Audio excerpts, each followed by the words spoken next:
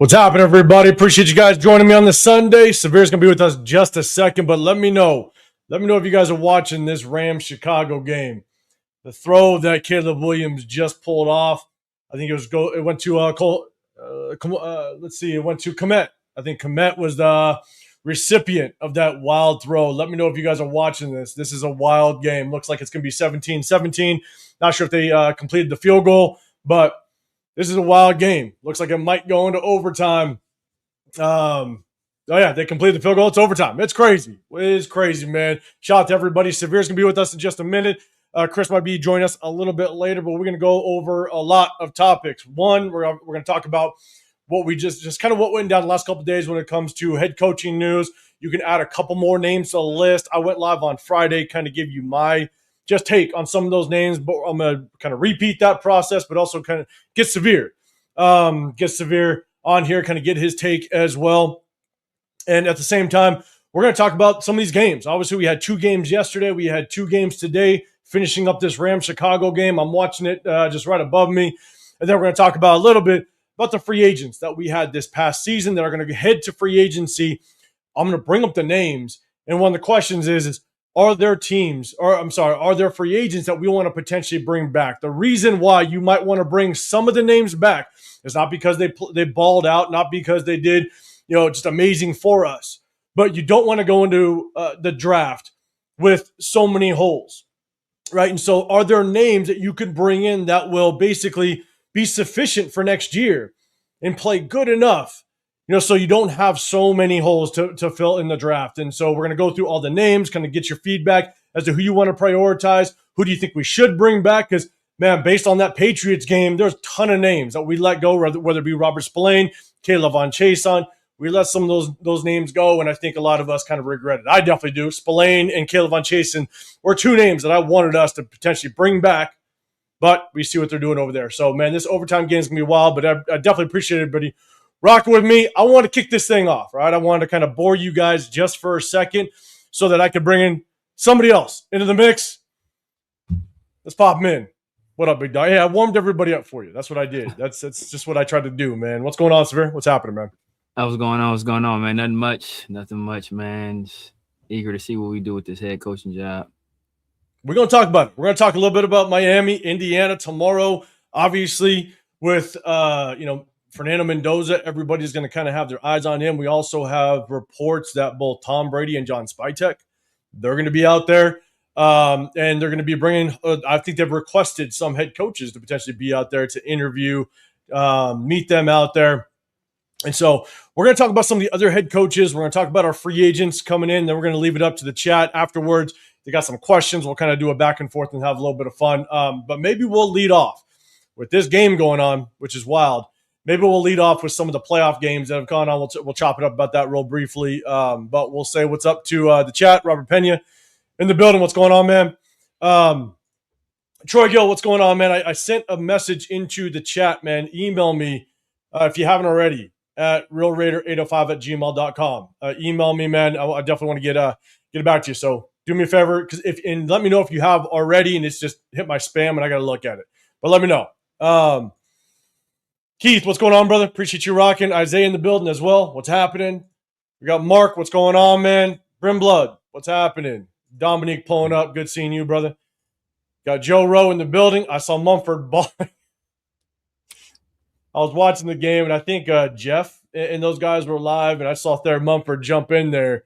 And I think I might have – I don't know if I put in their chat, and I was like, man, did we see a Sweet Feet sighting? He did jump out there. It was good to see him rocking. What up, Dre? What's going on, brother? Okay, Troy. Okay, you sent 2 emails. I'm going to double check. I appreciate you, man. I'm going to get back to you.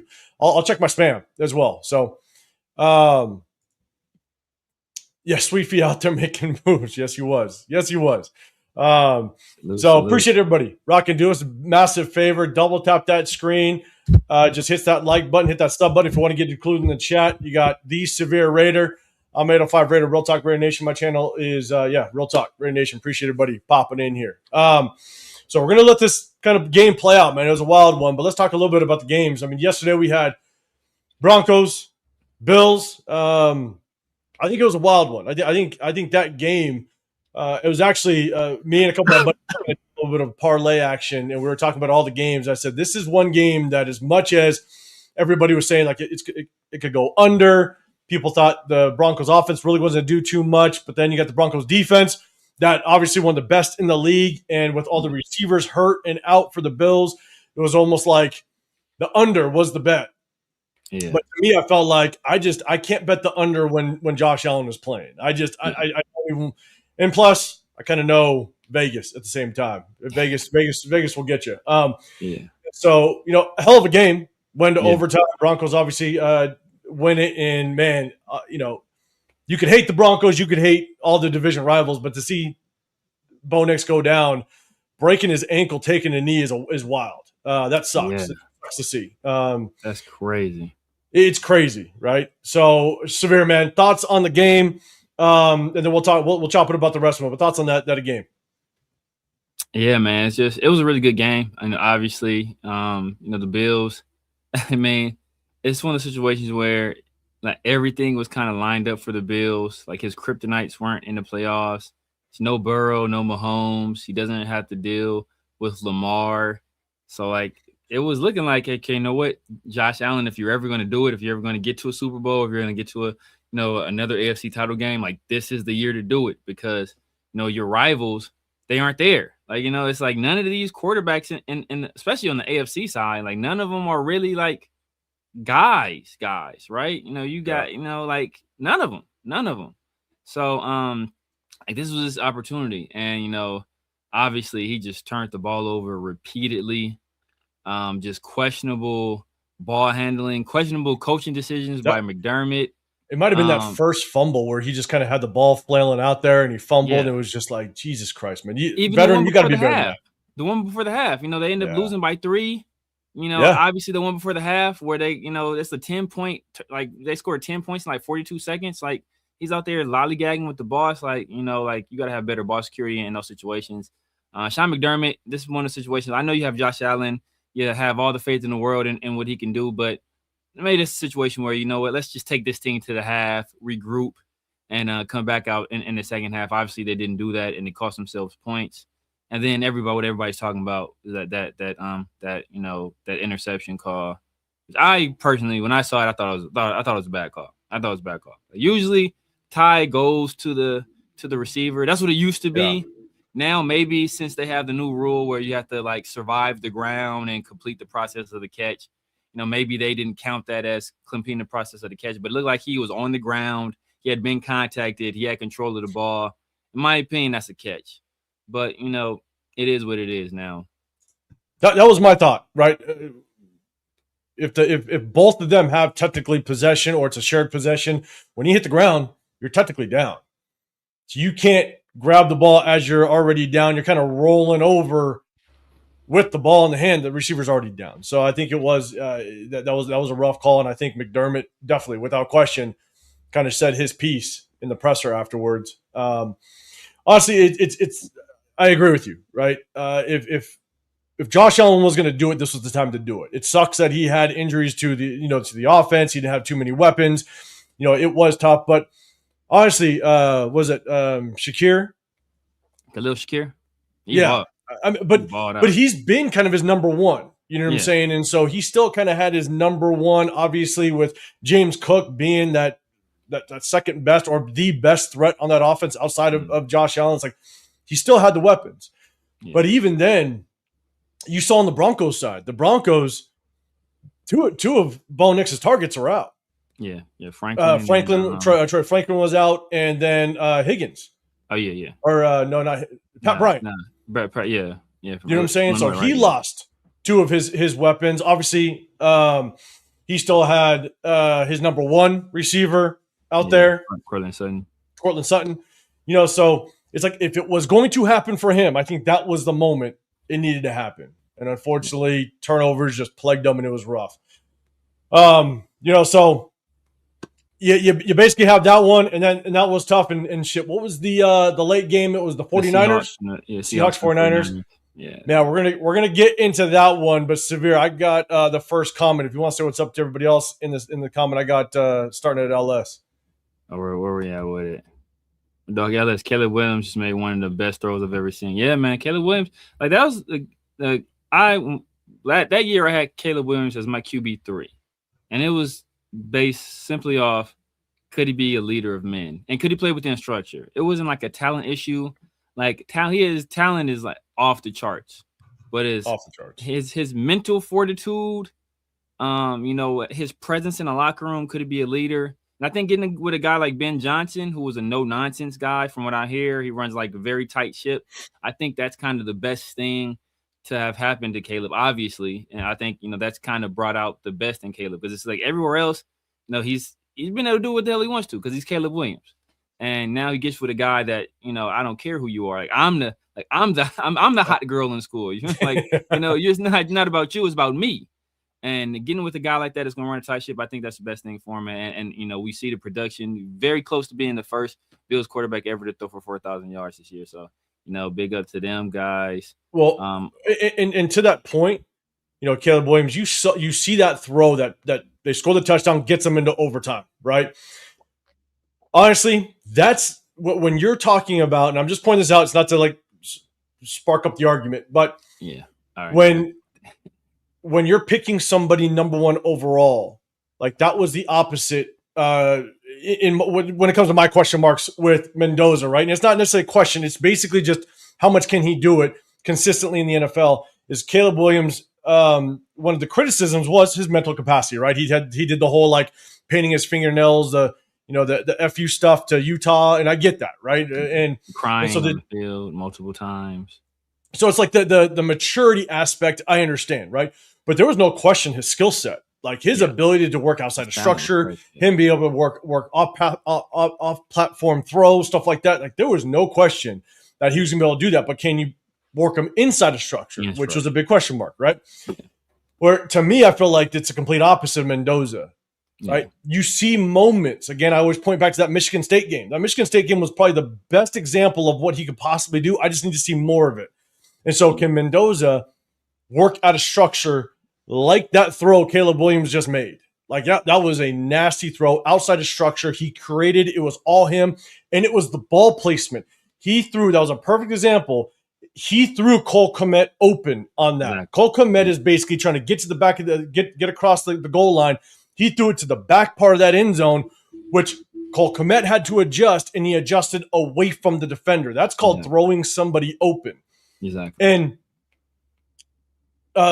Fernando Mendoza, I'm not saying he can't do it. He's just not forced to do it because his receivers are so damn good. And so the question is, can he do it at an elite level? Because if you pick him number one overall, you want to see the package. You want to see everything. Yeah. And so that's a damn good example of it's worth the risk with Caleb Williams because of everything he brings to the table.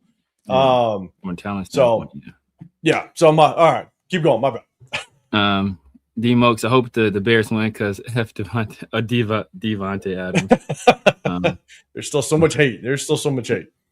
My guy, Raider Hawaii, what a weekend of football. Yeah, man, it's a good weekend of football, man. Some really good games. Really good games. Salute Joel 916. Got Raider Paul Raiders.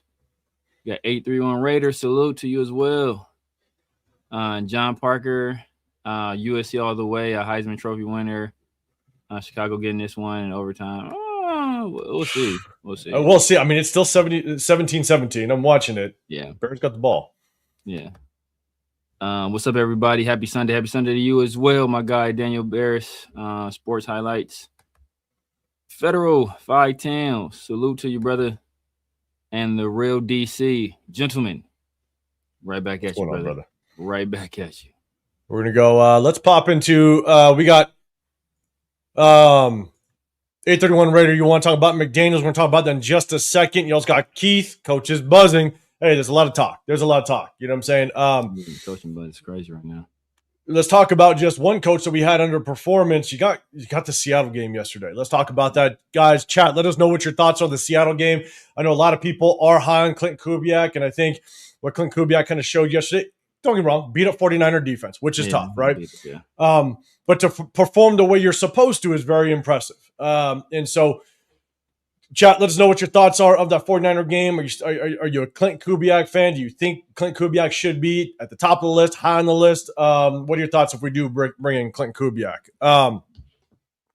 Real quick, I'm Severe. I'm going to throw it to you. Get your response on that. But Herman, what's going on, brother? In the building, you're saying, are we getting the Cal Mendoza? Because we're far from a complete team like Cal. We're far from a complete team like Indiana. Yeah, that's what he means. Sure. He means like Cal was far from a complete team, and we're much like that Cal team. I think. Okay, got it. Yeah. I think that's what he's saying. And Fernando Mendoza, under those parameters, was a different player. It wasn't a bad player. He just wasn't. We got to take him number one. You know, it was okay. No, this guy has some talent and has some size. Let's, I like how he throws the ball. Let's see what he can do. He was that guy last year, and it gives to Indiana, obviously, with all the talent around him. Obviously, we see what Kirk Cignetti has been doing, and he's a totally different player. So you weren't worried about, are you getting the Cal Mendoza or are you getting the Indiana Mendoza? And I think the Cal Mendoza can still turn into a good pro, but the Indiana Mendoza is a totally different kind of beast. So that's the question that remains to be seen. And if our scouts are doing their job, then that hopefully they'll uncover something that leads them to the answer to that question. But yeah, just in terms of what I saw, Clint Kubiak, I don't want to take anything away from that performance because they ran the ball very effectively. They basically, and what's tough is that right out the gate, they kicked the 49ers right in the mouth because Rashid Shaheed took that to the house, and that just immediately you feel you start to press. Because, obviously a big part of their offense is Christian McCaffrey. And, when you got a guy that out the gate, you're down 7 and your defense doesn't even touch the field. And now you got to play right into kind of the hands of what, Seattle kind of wants you to do is they want to get you down, force you to throw. They have some of the best cover guys in the league. They got Devin Witherspoon, Emory Bryant out there. Then they got Byron Murphy wreaking havoc and Big Cat also wreaking havoc in the middle. So it's like, that's what they want you to do. They want to get you down, force you to throw, and then just let our cover guys do their thing. And then, let our front four do their thing as well. So, but Clint Kubiak, he did a good job. The thing I worry about Clint Kubiak is he a leader of men? Is he because we've had guys before, like I compare Clint Kubiak to the offensive version of Dennis Allen. Dennis Allen is a fantastic defensive coordinator, as displayed by what he's doing to this Rams offense that's chock full of talent. But can he be the head guy? Because as a defensive coordinator, he's going to scheme it up. He's going to do things that is going to cause confusion, wreak havoc.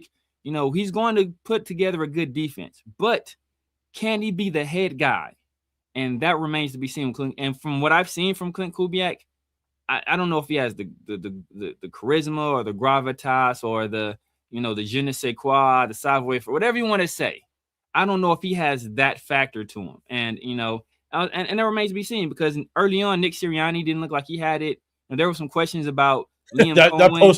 That press conference that he had when he was introduced as the head coach. Awkward. I think very awkward. Ben Johnson, the same thing. It was awkward. Nick and Liam Cohen, same thing. It was awkward. So, you can't put it all on pressers and what they do with the media. But, that question remains for me. And I got told my guys, for me, he's probably like 4th-ish, 5th-ish on the list. There's some other guys that are climbing. There's some other guys that, as I've done some research and looked into these guys, I'm like, yo, these are some guys. These are some guys that I became more interested in. And I know we'll get into that later. Yeah, no, go back, Dave. You're saying Kelb just threw the INT. Keith, INT, I saw that. And I think if you look at the replay, it's like miscommunication between him and Moore, where I think Caleb tried to throw him a little bit flatter, where Moore was trying to go deeper with the corner, and I think it was just miscommunication. So that sucks. Rams got the football right now, and they're driving. With Devontae Adams getting a catch. That means if they score, it's a wrap. And I think it's just a field goal. That's all they need, right? They don't need a touchdown. No, if they both possess the ball, they know all they need is it's just a field goal. Yeah. So and then they're driving. So, Jerry, you're saying Kubiak 1A and LaFleur 1B, and LaFleur's my number one. Like so, Severe, do you like your point, right? trying to understand if Clint Kubiak could be a leader of men, which I agree. I think it's a question mark with any quarter or coach that hasn't taken the reins before, right? Yeah. So with Clint Kubiak, it's trying to figure out, okay, yeah, can you be the leader of men? Actually, before we go into that, like when it comes to the performance, the offensive performance of the Seattle, right? I do think you can't take anything away from the fact that 49er defense was so banged up.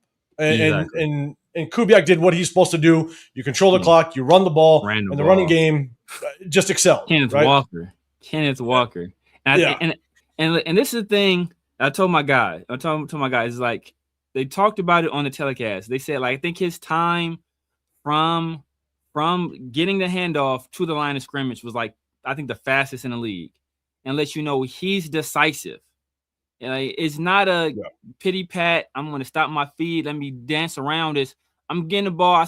I'm making a move. I'm going 1,000 miles an hour. And sometimes that can work to your disadvantage, but just being decisive, a lot of times it's going to work to your advantage. Yeah. But the good thing is it's a question mark on who could be the true leader of men when they haven't been on that stage yet as a head coach. The one thing that I do like is the fact that what we're seeing right now is obviously Clint Kubiak is the leader of that offense. He's the play caller on that offense. And you're not seeing, as much as he's not forced to do it, right? A lot of people are making that comparison. As much as I'm a Clint Kubiak fan, like that's my 1A. Like that is who I want as our head coach. A lot of people are saying that look at what Clint Kubiak is doing with Sam Darnold versus what he did in last year's playoffs. But I think it's very different because Sam Darnold, because of the situation and the situation that Minnesota was in the playoffs, like Sam Darnold had to throw the football. Yesterday, didn't have to throw the football. Like that defense really took over and you could play very tempo football. So it didn't put Kubiak in a situation to where you need to go win it. Sam Darnold, you need to go win it like Sam Darnold was put in last year. So, but just the way that Kubiak is just coordinating, getting it done, making sure that he's putting his offense in the right position, in the right situation to find success, and they're grabbing at it, and they're controlling the moment. I like it. Now, one thing I go back to is just get an understanding of who he is, right? And you mentioned Sirianni's press conference. Yeah. I go back and I've actually watched probably about a dozen, maybe close to 15, just kind of press conferences with Clint Kubiak, just to get an idea of who he is. How does he address the media? What's his vibe like? How is his presence at the podium? And I'll be honest, I get a vibe that it doesn't necessarily worry me too much. Now, again, it's only about 12 to maybe 15 different interviews. And so I don't get a vibe like I do of, let's say, Mike McDaniel. Mike McDaniel gave me a vibe of just like, I question the shit out of this guy, like whether he could be a leader of men. I don't get a vibe either way. I do think that Clint Kubiak does a good job of just being very confident in his answers, being confident in his message to the media. So I think that just helps me, like what he's putting on TV, right? What he's putting up there, I think helps me, and combine that with what you see in his press conferences, I think that he could potentially put it together, and be a leader in that locker room potentially. But it's always a question mark. So, but my question mark with somebody that doesn't necessarily hold the reins and is the captain of that offense, and again, it's like a 1A, 1B, right? Like Mike LaFleur is at my 1B only because he's not running the ship over there. So it's trying to figure out, okay, can he coordinate an offense like McVay's doing? Because what I just found out was, we could talk about the game earlier today. That offensive coordinator over with the Texans. Yeah. He's from the McVay tree. Yeah. And that offense looked atrocious today. Why the hell he could not just lean on the run game a little bit? Yeah. They couldn't run the ball, though. They could not run the ball at all. They couldn't, but the game was so tight. Yeah. And at that point, you're just trying to play the field position game, right? And then every time CJ Stroud dropped back to pass, you're holding your breath because you're like, holy shit, it's going to be picked. He's gonna be, yes. And so at that point, it's like just terrible. Like run the ball, try to and just play the field position game. Like you have the best defense in the National Football League. Just lean on that in horrible weather. Yeah. And it just felt like every single time he just wanted to force the ball downfield or at least just get the ball moving in the air. And I'm just sitting there going, man, just play the field position game. Control, just try to play the clock. But he just kept wanting to throw that football, which was wild to me. Which maybe kind of pulls us into the but we'll get into the other games real quick. The Rams pulled it out 2017. I think I'm behind just a little bit. My TV buffered for a second. They're about to kick the field goal, so it looks like they make it. Yeah, they make it. Business. Yeah. But honestly, shout out to some of the younger quarterbacks getting into at least the second round of playoffs. You know, Caleb Williams getting the second round of playoffs. I mean, trust me, we would be loving the fact that we're in the second round of playoffs with a second-year quarterback. Yeah. We'd be loving that for sure. Yeah. So, Dre, real quick, we're going to get to the other games, but we're going to talk about some of the coaches. You're saying Indiana Mendoza has his mechanics down. In Cal's mechanics were all over the place. His mechanics are phenomenal. Yeah, they're great.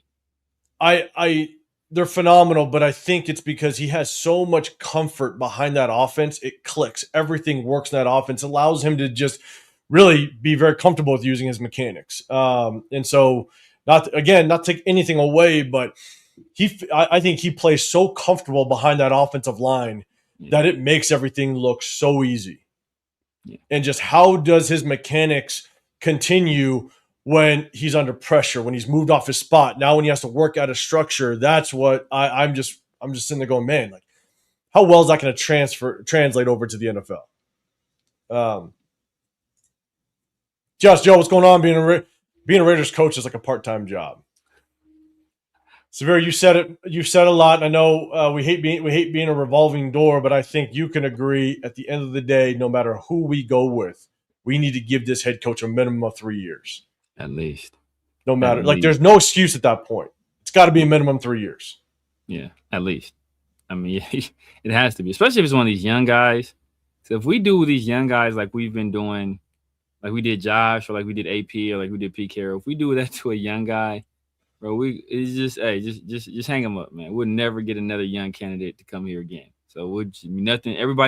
Nobody wants to retreads. That'll be all we will ever be able to get if we do another young guy like that. So we got to stick to a program, and we got to see it through. And if at the end of that 3 years we don't see the progress we want to see, all right, conversations need to be had. But we cannot pull the plug on that guy early. No, we don't. God damn it, LS. I forgot. He's in the building. Got to watch what I say. What up, Kevin Larker? Rams squeaked one out. They did. But hey, shout to them being in Chicago. The weather obviously plays a role. They go in there, and Chicago's it's a tough place to play in that environment. So shout out to them pulling this off. Yeah. Eddie, it's his brother. His brother Mike. Matt LaFleur is the guy that's been in Green Bay. Mike is the younger brother. He's worked with Kyle Shanahan and he's worked with Sean McVay. So that's the guy. That was my guy before we hired Pete Carroll. That's what I wanted. And he's still my guy now. Still the guy I want now. So with all the coaching talks, we're going to kind of get into some of the stuff that we heard the last couple of days. Chat, I definitely want to get your guys' feedback. LS, you said, when was the last time we even made to the second round of playoffs? Yeah. Yes. Answer? Yeah. 2002. Last Super Bowl. Super Bowl. God damn it, dude. That's wild. What up, Where's the Flag? What's going on, man? Dang, that game was nuts. Everybody hit the like button. Appreciate you, man. Appreciate you rocking with us. What up, Larry? What's going on, man? Sign Malik Willis and trade down. Building the trenches, plus defense, Brian Flores, head coach. Severe, what's your thoughts on Brian Flores? We're getting to the head coaching talk, everything that kind of went down the last couple of days, but what's your thoughts on that? Brian Flores is my number 2 guy. And my number 3 guy is a bit of a surprise. And just as I did some research, looked into it. So I looked at the guy before we hired Pierce, I want to say, before he went with Pierce, that around that time when we're looking at coaches, this guy I looked at. But my number 3 guy is a very interesting guy. But yeah, man, Brian Flores, I just think all his concerns, I think they're overblown. I think they're overblown. And I think he was at a tumultuous time with the ownership group that obviously was doing some shady stuff. They had tried the Tom Brady thing, the shady very stuff. Shady. And then I think they offered him money to lose games on purpose. It's just which probably ultimately fire him anyways, which is crazy. Well, I'm pretty sure that could qualify as like racketeering. So like that's right. that's you are like you offered to commit federal crimes, like so like it's a weird time. So I think some of the stuff that happened during his tenure there, I think was a reflection of that. But if you hear the guys talk about him now, the guys on his team now, they love him. If you hear about players that play against him, you talk about his scheme. I've heard Purdy, I've heard St. Brown, I've heard like these guys like, man, this dude is like, you don't know what he's going to come out in. Like he is a menace, and he is hell to prepare for on that side of the ball. And I was talking to somebody else. I was like, man, there's 2 defensive coaches that are going to the conference final or to the conference championship game. One from each conference, right? Obviously Mike McDonald and obviously and Mike Vrabel being the other. So if you want to go with a defensive guy, I mean, like I don't think that should be as taboo. And we see Mike McDonald, he's been able to do it, have some success with Sam Darnold. We see Vrabel is able to have some success with a young quarterback in Drake May. D'Amico Ryans early on was able to have some success with CJ Stroud right out the gate. Dan Quinn early on had some success with Jaden Daniels. They went to the conference championship last game. So I don't think just because you hire a defensive head coach means you're going to like neglect the development of a young quarterback. And I think that's what a lot of people like assume. Yeah. So obviously lean offensive minded head coach. Brian Flores is up there on my list. If we go defensive minded head coach, Brian Flores is my number 1. I've stated multiple times before, I think he's been far enough removed from the head coaching job where he's kind of learned, even if some of the things are true of what he did back in the day, right? Well, then guess what? You've been at a head coaching job, I think 3 seasons now, I think roughly. And if that's the case, then I think you've had opportunity to kind of learn. You're going to do stuff differently, but I love his experience. I love what he brings to the table. I think he garnishes enough respect amongst the league that he can get a Brian Daboll. He can get a Mike McDaniels if he doesn't get another head coaching job. He can get a good offensive mind in the building to be our offensive coordinator. Yeah. The only tough part about going defensive minded is you look at what Mike McDaniels is going to have to go through. Clint Kubiak is going to be gone. So now it's like what Dan Campbell has gone through. Are they good enough to continue to bring in offensive-minded guys, knowing that if we're successful, you might lose them in 3 years? Yeah, and that's the part that's really tough. And that's why I lean offensive-minded, because if we go quarterback and you want that quarterback, you want to team him up with the offensive mind, a head coach that you can have him for the next 12 to 15 years. You know what I'm saying? And so that's the idea. But I think, and Severe, going to your point, I know I mentioned this, I think when we went live on Wednesday, is I suggest everybody, and maybe we can kind of break down what Brian Flores does on defense just to kind of give people an idea of just how difficult it is to play quarterback in the National Football League.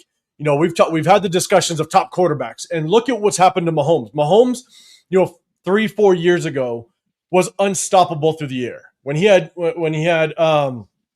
Tyreek Hill, he was consistently throwing for 300 plus yards every single game. But they've had to kind of change it because now defenses are taking the deep ball away. They're forcing you to hit the seams, to hit your checkdowns, hit the timing routes. And if you're not doing it, you're not going to be able to find success in the National Football League.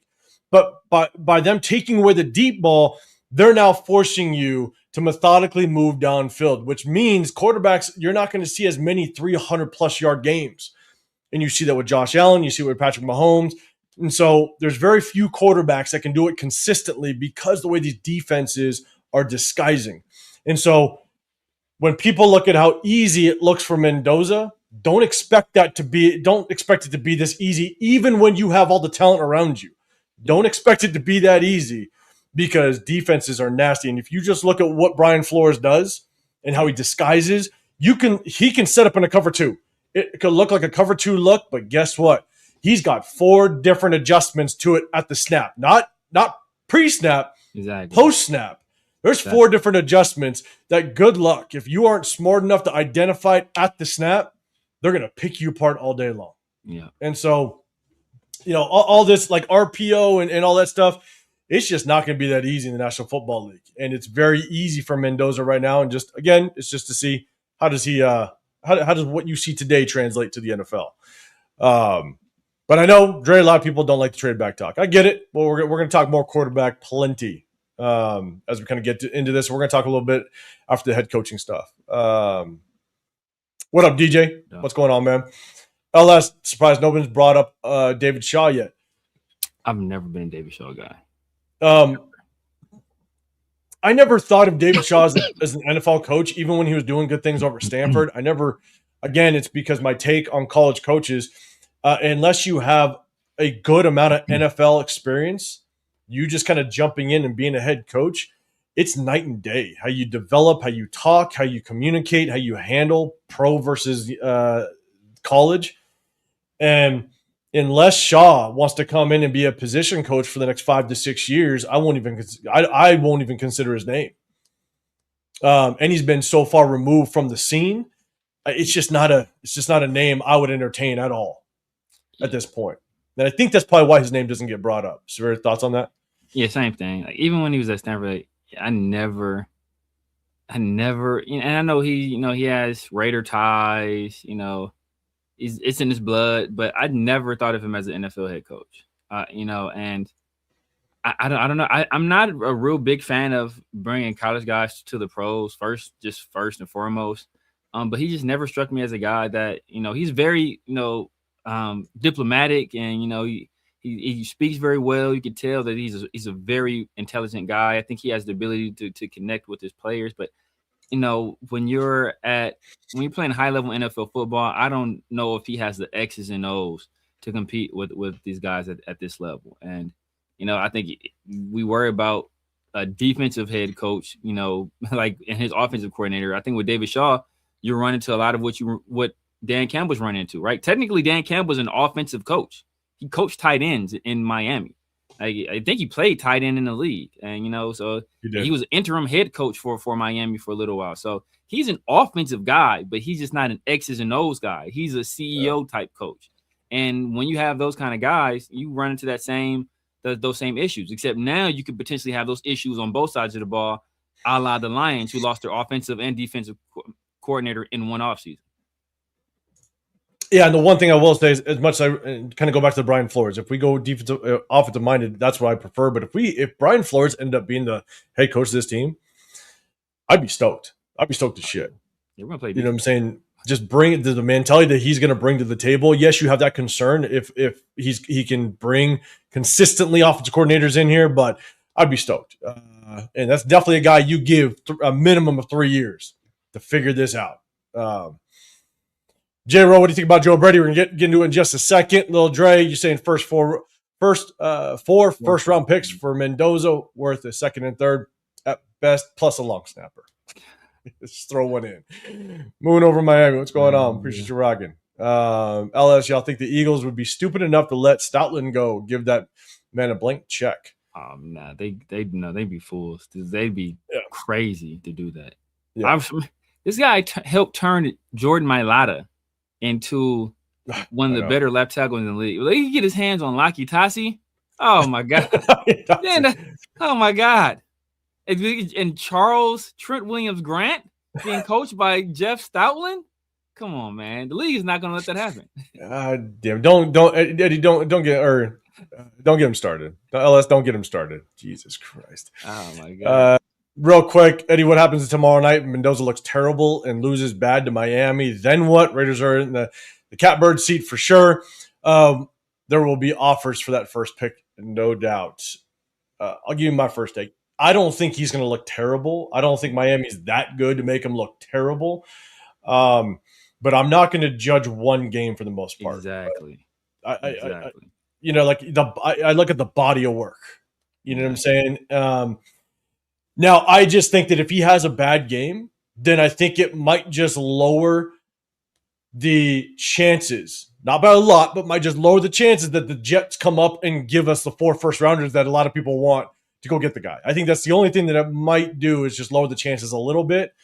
It might open up, them just having a little bit, not leverage, but just a little bit more room to negotiate how much they give us. And so I wouldn't judge it off that one game. I do think that Indiana just they have too much firepower for them to have a horrible game. It could be competitive for sure, and I definitely want to see a competitive game. Severe, what's your thoughts on that?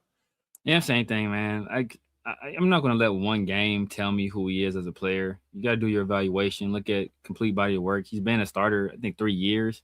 So if you look at the 3 years of starting, you don't look at, this one single game, and that'll tell you who a guy is, because anybody can have an off day. It's a big game.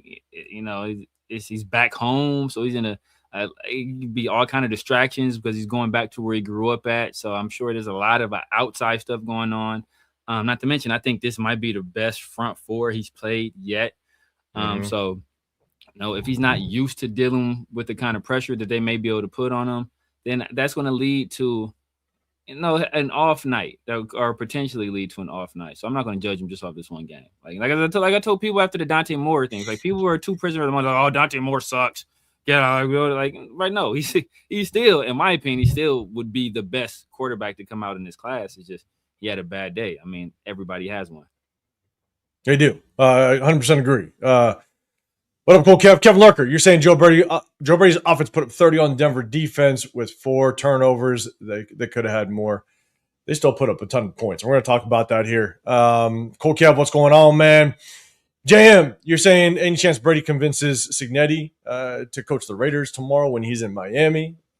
I don't think that's the point of him going to Miami. I don't think there's any conversation. But I don't want Cignetti. I want nothing to do with them. Severe thoughts? Yeah, no. And Cignetti, and this could be, maybe it's negotiation tactics with Cignetti. Coaches say, oh, I'm never leaving. Yeah. But he's stated on multiple occasions he has no interest in the NFL. He's a college coach. He understands that he is a college coach, and that's what he is. Like, he doesn't have aspirations of moving up any higher than that.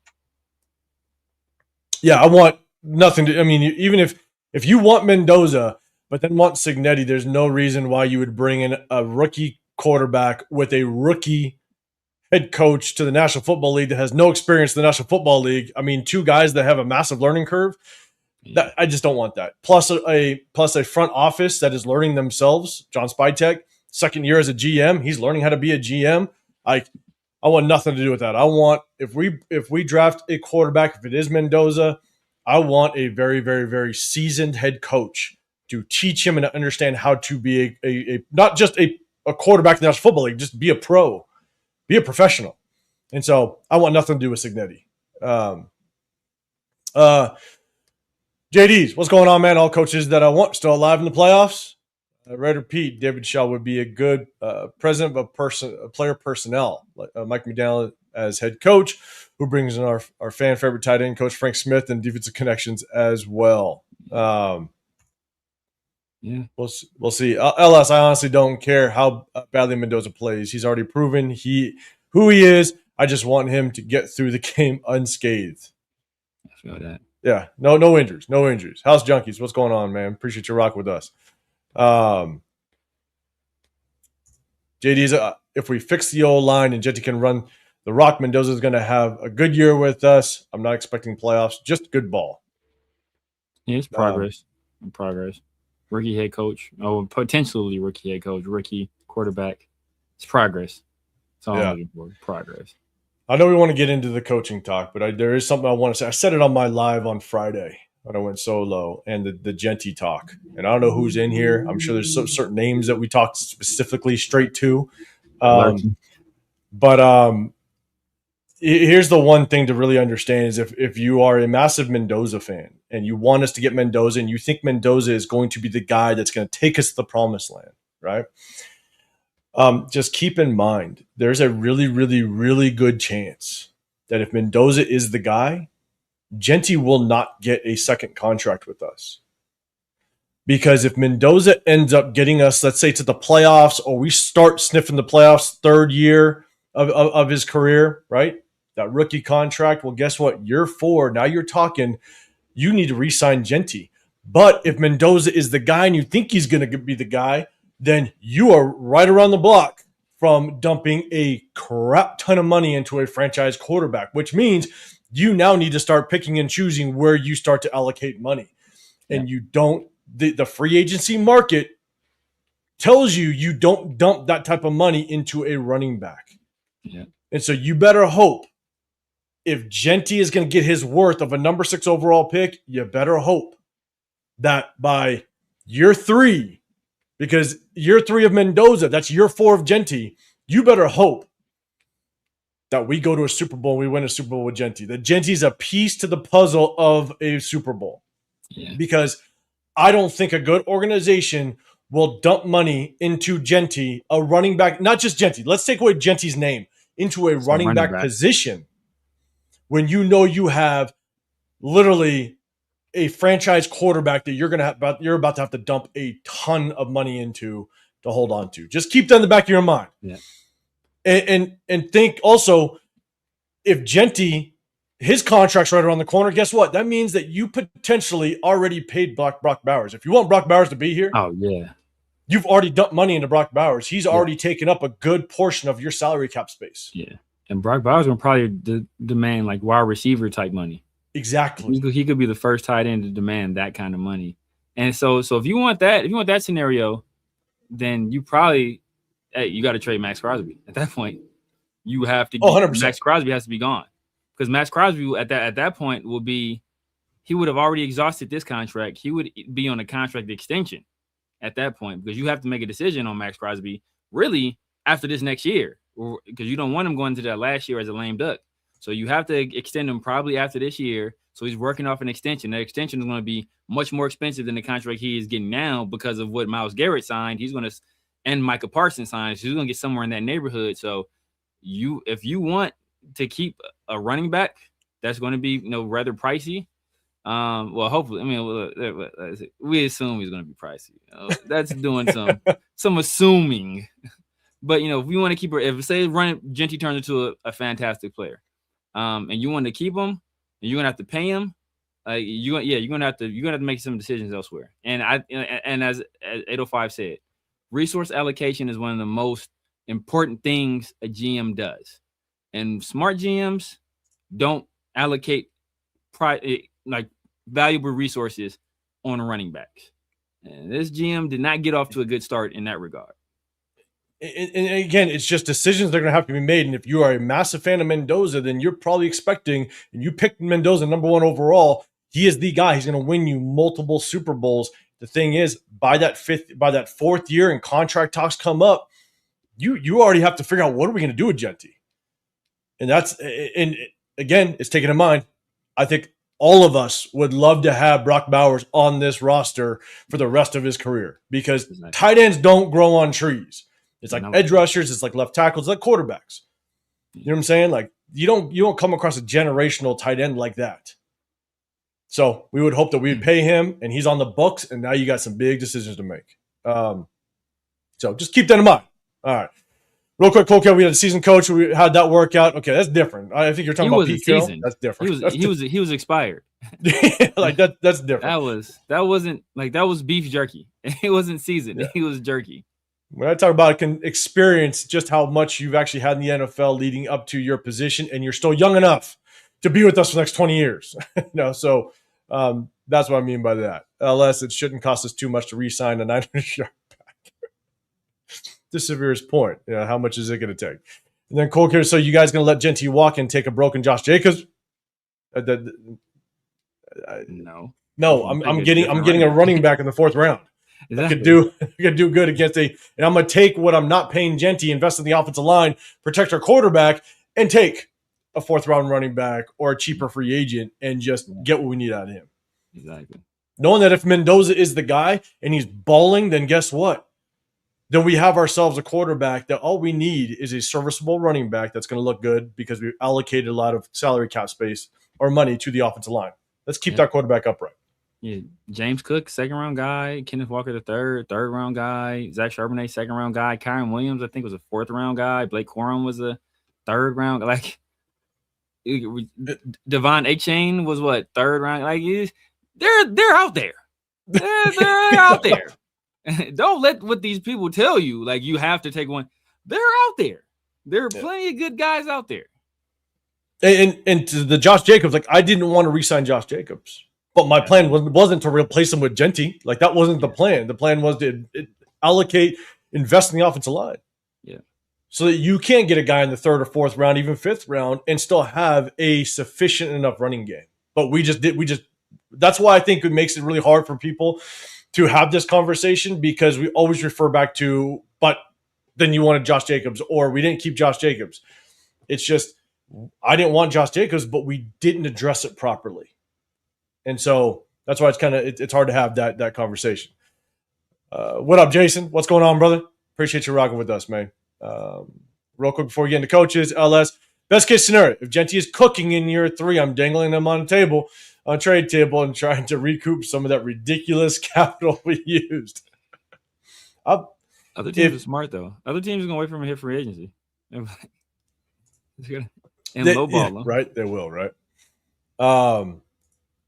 What else, Pigspace? What's going on, man? Let's see. We got Edgar in the building as well. What's going on?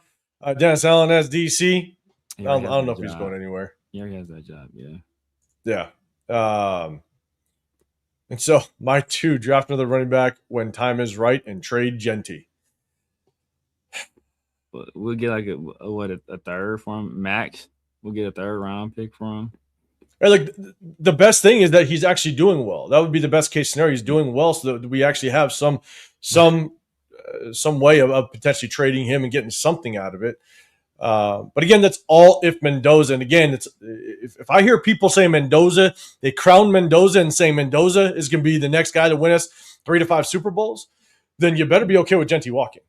Yeah. So, but the thing is that, like, in order for Genty to have any trade value, he has to be performing well or relatively well, or people will have to think that if he's not performing well, like most Raider fans, like if he's not performing well, it's because of the Raiders and it's because of everything else around him. If you put him somewhere else, he will perform well. But then if we trade him, you guys will be mad. so like if he's performing well, you guys will get mad if we trade him. And and if you guys still think it's our fault that he's not doing well, then you would blame the Raiders for not getting the most out of him when they traded him. So it's it's one of those situations where it's kind of damned if you don't, damned if you do. That's why you don't draft running back in the top 10. Yeah, for a lot of other reasons. But we're not going to get there. We're going to go into the coaching talk. All right, so we have just the last few days, we had some coaches kind of enter into that coaching talk. And so what we're going to do is we're going to bring those guys up. Let me go ahead and set this up, make sure I do it right. Okay, let me go ahead and do that so you can see us at the same time. All right, here we go. First off, all right, so I went live on Friday. If you guys didn't check that out, I'll definitely give you my takes again. But we got another name entered into the head coaching search, but it sounds like a very familiar name.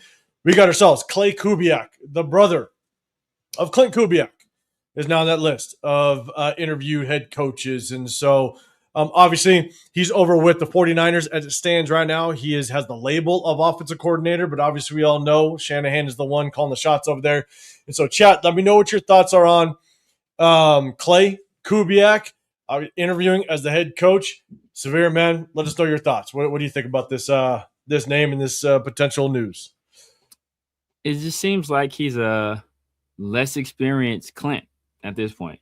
He's Clint Kubiak with I think he's the younger of the two. I think he's like a year younger than him, or a year and some change younger than him, and he's less experienced. So, interesting. Maybe I hope this is not a situation where it's like, okay, we couldn't get Clint, so we're gonna settle for Clint. Like, hope it's not one of those type situations. I think I heard people kind of bandy about that it might be a package deal.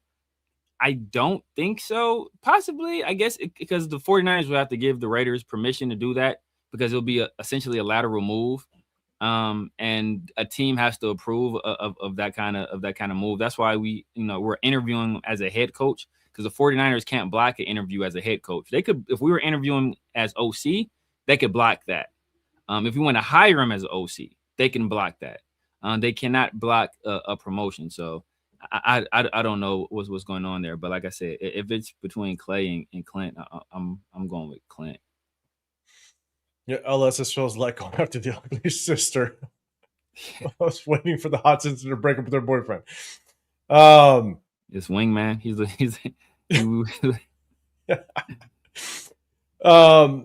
honestly, I think there it could be one of two things. One, maybe they are. If Clint Kubiak has already hinted at he's going to bring in possibly his brother, or he wants to bring his brother over, then maybe they're just getting some information as to who this guy is. Who is he? What does he bring to the table? Just to kind of do their due diligence, kind of understand that if Clint Kubiak is already saying, I might bring in my brother onto my coaching staff, then maybe they're doing their homework already. Could be that. And which I wouldn't, I'll be real, I wouldn't be a fan of it.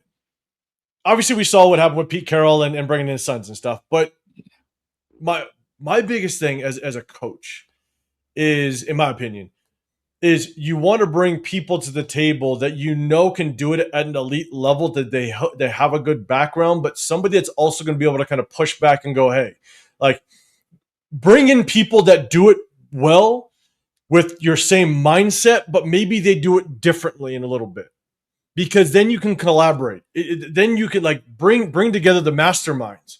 Yeah. And if they disagree a little bit with with your direction, then you can respect that opinion because they've done it well elsewhere. And the thing is I'm trying to figure out exactly kind of where Clay Kubiak, where he's done it well. Yeah. He's behind Shanahan. You really don't understand just how much development he's been able to do within that 49er coaching staff. And so I'm not a big advocate of just bringing in yes men. And sometimes when you bring in family, it's just going to be a yes situation.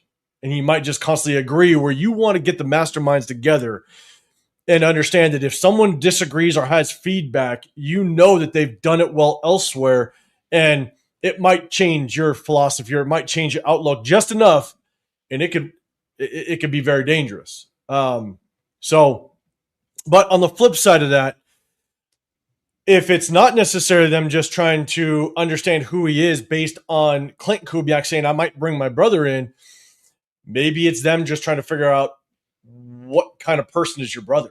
What kind of person is Clint Kubiak? You know what I'm saying? Like, maybe they're just trying to get a deeper dive into who Clint Kubiak is by talking to the brother. Possibility, yeah. Because I don't see a world where he's our head coach. I don't see it. So I think the intention has to be completely different, other than them wanting him to potentially come in and be the next head coach. And so that's kind of my opinion on that. I'm not a big fan of bringing in family members, because I think you run the risk of them just yesing you the entire time. Yeah, you don't say. And so maybe we don't want that. And so you got Cole Kev. We already tried the nepotism route. Let's see. J-Ro, I think even if we have him calling plays severe, I don't know what he's responding to. I don't know if it's talking about. No, it's still, the position is a position. So just because you add responsibilities to the position doesn't mean it's a promotion. Like your job takes and adds responsibilities to you all the time, I'm sure. That doesn't mean you're getting a promotion. It just means you're getting more work. That's just what it is. So it still be considered a lateral move. Yeah, Kevin Lurkin. If I were my brother, it'd be an argument every 10 minutes. Yeah, maybe. Oh man, my God, there'd be fist fighting in the coaches. Huh? And at the time you kind of run that risk of hey, there could be those arguments, right? Because now you feel so comfortable with it being your brother, you might kind of snap back, knowing that. But look, to me, and it's from me watching, and I haven't watched I didn't watch as many as you did, but I've watched a few press conferences from each of them. It seems like Clay was the 49ers one is like the more like extroverted one, or he's a more like, he's like more vocal than Clint. Like I told Chris, I was like, man, it looks like Clint has to schedule sex with his wife after he has her sign a consent form. Like that's the vibe Clint gives me.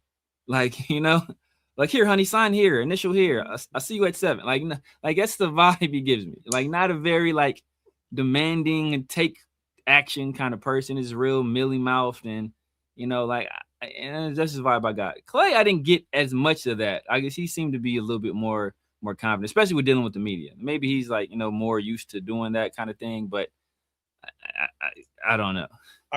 I haven't seen any of his press conferences, so I don't know. Your take on Clint? That's it's almost like it's tough because again, it's always a risk. You really never know exactly who they're going to be in that head coaching position. But it's like all the people that kind of gave Ben Johnson crap a little bit about saying that he's not going to be that type, like he's not going to be able to be that player's coach type of guy. He's going to be so demanding. He's going to be, he's going to kind of have that vibe to him. And there's a lot of question marks with that. I don't think I get the same thing that you're getting, but that's a pretty interesting take. Don't make me look at Clint Kubiak differently, Severe. Okay. We're gonna get to the next coach, guys. Let me know your thoughts. But Pigs, you say, do we think Rob Leonard will get a shot at DC in any context? I don't think so. I don't think in this cycle, whether it's with another organization, I don't think it's with us. I think the next guy's going to bring in his whole next regime. I could be wrong, but I think he's going to bring in his guys. But I just don't know if Robbie Leonard, because you got to remember, Robbie Leonard was a former tight end. He wasn't an actual defensive end or a defensive player. He was a former tight end. And so I'd be really curious if even with what he's done with our defensive line, and he's had success, I don't know if it automatically transfers him into the DC job or DC role right away. I just don't see it. But I could be 100% wrong. Severe thoughts? I wouldn't hold that against him because Mike Tomlin's a former wide receiver. Yeah. But I think he got some looks last cycle as defensive coordinator, if I recall correctly. Did he? Yeah, I want to say he got some looks, at least one interview with the team. It might have been I don't know. I want to say somebody interviewed him for the job. Was it us internally? I don't recall, but he got at least one interview for DC. I think he's been following Patrick Graham around for a little while. So I think he worked with Patrick Graham when he was when Patrick Graham was a defensive coordinator in Miami. So if anybody from that Miami staff gets like maybe Mike McDaniel doesn't want to revisit Patrick Graham as his DC, or he can't get somebody else, maybe Robbie Leonard is somebody he has connections with. And if Patrick Graham doesn't have a DC job, then Robbie Leonard will be free. Or even if Pat does get a defensive coordinator job, and Robbie Leonard is looking for a promotion, maybe that's a long shot scenario, but I don't think just yet. I think maybe a year or two for him. But I'm sure if he gets somewhere and the defense starts having success, I'm sure his name will start to kind of be buzzed around in league circles once again. Yeah. So all right, let's get to the next one because I know we had a question before about good old Joe Brady. Let's get to the next guy. Then we got Joe Brady. All right, Joe Brady. He is now on the list of head coaches that we're going to interview. Chat. Let me know what your thoughts are on Joe Brady. Would you like him to potentially be our next head coach? I know a lot of people have mentioned his name, and so I'll throw it to Severe first. Chat, let me know what your thoughts on Joe Brady, man. What do you like about him? I mean, the thing about Joe Brady is obviously he's been the guy on offense for the Bills for essentially this entire time since Dayball left to be the head guy with the Giants. So he has the experience leading that unit. So you could essentially tie everything that happens with that unit to Joe Brady. Obviously don't have the weapons that some of these other offenses have, but he's been getting production out of guys like Khalil Shakir. Obviously great production out of James Cook. Good production out of Dalton Kincaid, Dawson Knox. So I think he's a guy that, he's had some success with Buffalo.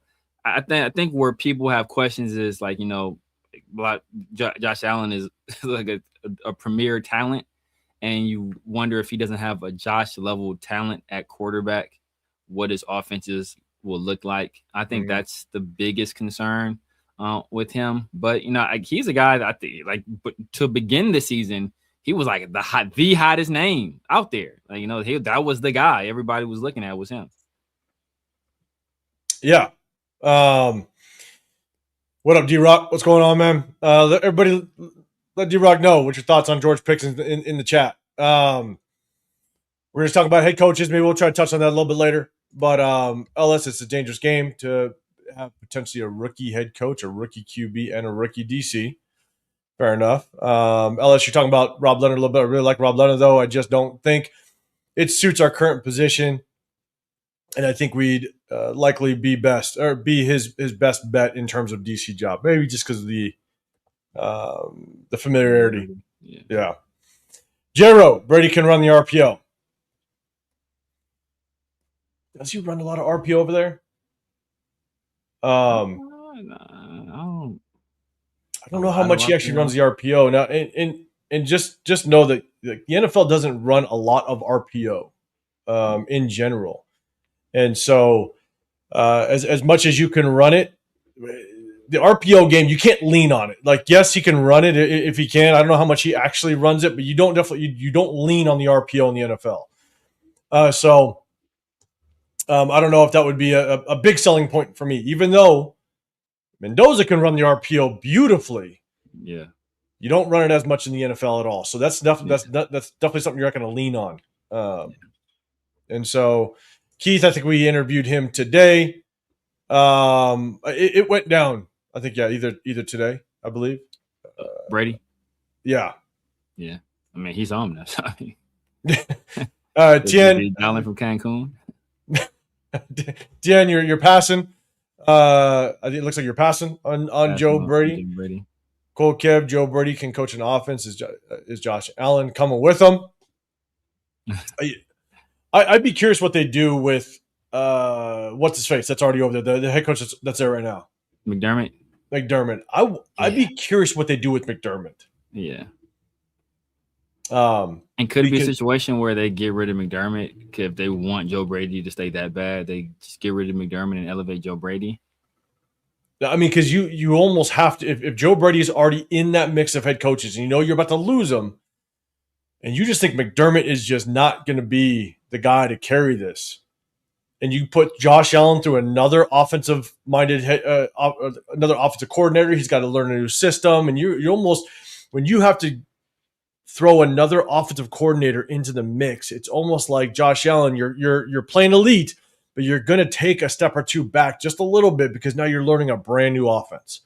And if that offense has a different just mindset, then now it might be different personnel. So now you got to go through the draft, free agency, and now Josh Allen has to get chemistry with new receivers. It's just, you just don't know how it's going to work. And I'd be really curious if they're questioning whether McDermott is the guy, knowing that Joe Brady's going to leave, and he might get elevated. It'll be really interesting.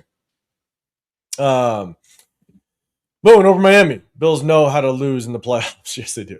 It's Josh Allen's. It's been a rough road. Yeah, it was crazy that I think they changed the overtime rules for Josh Allen after that Patrick Mahomes situation. And he has yet to win a game under those rules in overtime. He's like 0-4 in overtime since they changed the rules. This is great. It's incredible. That's brutal. What up, Rose Town? What's going on, man? Jay-Z's. I wouldn't be upset with Brady. Yeah, I wouldn't be upset. Let's see. Cool, Kev, you're answering if we get George Pickens. We could get A.J. Brown. Didn't Joe Brady would be like somebody buying you a Milky Way when you ask for a Snickers? It's like, it's not what I wanted. It's close enough, I guess. Ready to Pete will Bell's fire their head coach. Yeah, like that's. I think that you could easily ask that question. And so let's see. Omega XL. There's a great OC headed to the championship game. let's get McDaniels back in the seat. Okay, all right. Well, goddamn it, I got to said censor some of these goddamn. Never let him go. I said we should never let him go. At least not at that very moment. But LS Mickey Ways are dope. J-Ro, okay, sorry, he ran a lot of RPO at LSU. Okay, yeah, I got you. Okay, cool. Do they have Milky Ways in down there? Are they called Mars bars down there? Or maybe it's Mars. You guys have Mars bars instead. Maybe it is Mars bars. Maybe Mars bars down there. I don't know. They've been changing the names different places. my thoughts. Here I guess I'm still Clint Kubiak. One, Mike LaFleur. It's really interesting because Mike LaFleur, I love his experience. He's with Sean McVay under that tree. I think, just what he could bring to the table with his experience, I think is definitely a plus for him. The thing with Joe Brady, it's kind of like the flip side, is Joe Brady doesn't have a lot of experience in the NFL. He only has about 4 years of NFL experience, and he had his first stint as an offensive coordinator, I believe, over with Carolina. And I'm not gonna judge his first year of play calling experience, whether bad or good, like Mike LaFleur. I'm not gonna judge his first year. It's just good that he have experience. You're seeing what Joe Brady is doing over there, and yes, you can question if he doesn't have Josh Allen, is he still going to be able to kind of replicate or repeat what he's doing? But he's got the experience, which is good. And you can see that he can navigate it, which is really good. He's that head play caller. And so it's really hard to, I could say for myself, it's like Clint Kubiak is 1, and then you got Mike LaFleur as B, and then you have Joe Brady as right behind him. But I wouldn't be mad at either. I wouldn't be mad at Mike LaFleur. I wouldn't be mad at Joe Brady because I'm starting to kind of put them almost in the same boat a little bit, just because as much as Joe Brady doesn't have a lot of experience in the NFL, he's shown he can get it done as the premier play caller. Exactly. So that's kind of where I land with him. Now, even though I lean offensive-minded head coach, it'd be really hard to figure out, is it Joe Brady or is it Brian Flores? That would be more of a conversation to me because Brian Flores, man, Joe Brady's just young. He just doesn't have a lot of experience. The question is what defensive coordinator would he really be able to bring in? How much respect does he warrant around the league to get a really good staff together? That's the part that I would worry with Joe Brady. And so, but Brian Flores would put together a hell of a staff, and so I think that's where, man, I'd struggle. So, yeah, I would put, like I said, Joe Brady would probably be 5th for me. Looking at my guys, if I have Kubiak at 4th, he'd probably be 5th for me. And actually, not even 5th. I'd probably prefer Mike McDaniel over Joe Brady, to be honest with you. And I'm struggling between Mike McDaniel. I'm struggling between Mike McDaniel and Kubiak. I guess Mike McDaniel. I usually don't like guys right off of losing their jobs. I kind of want to stay away from that. So that's why Mike McDaniel is the struggle with me with him and Kubiak. Because of all the guys that are there, I think Mike McDaniel is the best schemer of all the guys that are available in just terms of the scheme. Offensively, I think he would be 1A. Just seeing what he's been able to do. And I think if you give him the opportunity, because he inherited Tua. So not like he went out and he drafted Tua and this is the guy I want at quarterback. He inherited Tua. So I think if you were seeing what his offense would look like with the quarterback of his choice, I think could look drastically different because he built that system or what they were running to, kind of accentuate as much of Tua's strengths as he can. And Tua's strengths isn't going downfield. It's a timing passing game. It's quick rhythm. It's accuracy. It's that kind of thing. And and then you got a team with Jalen Waddle and Tyreek Hill. They aren't the most precise route runners either. So you kind of trying to build that. And then you see what he did with Darren Waller. As soon as Darren Waller got there, Darren Waller started producing immediately. Immediately from game after being off for a year and some change. So who was the other tight end he had? Yeah, Jonnu Smith before that. Jonnu Smith. Yeah, he made Jonnu Smith look pretty damn good. Yeah. So, it's like I guess I struggle with Mike McDaniels, like, and Kubiak. This is kind of right there with both. They're both kind of quirky, weird, but like I don't know. I don't know if I can, and maybe I'm just missing the press conferences that you're watching because I can't put Kubiak and Mike McDaniels in that same boat of quirky. Like, and again, maybe I'm just missing some of the post game conferences because Mike McDaniels is like on another level.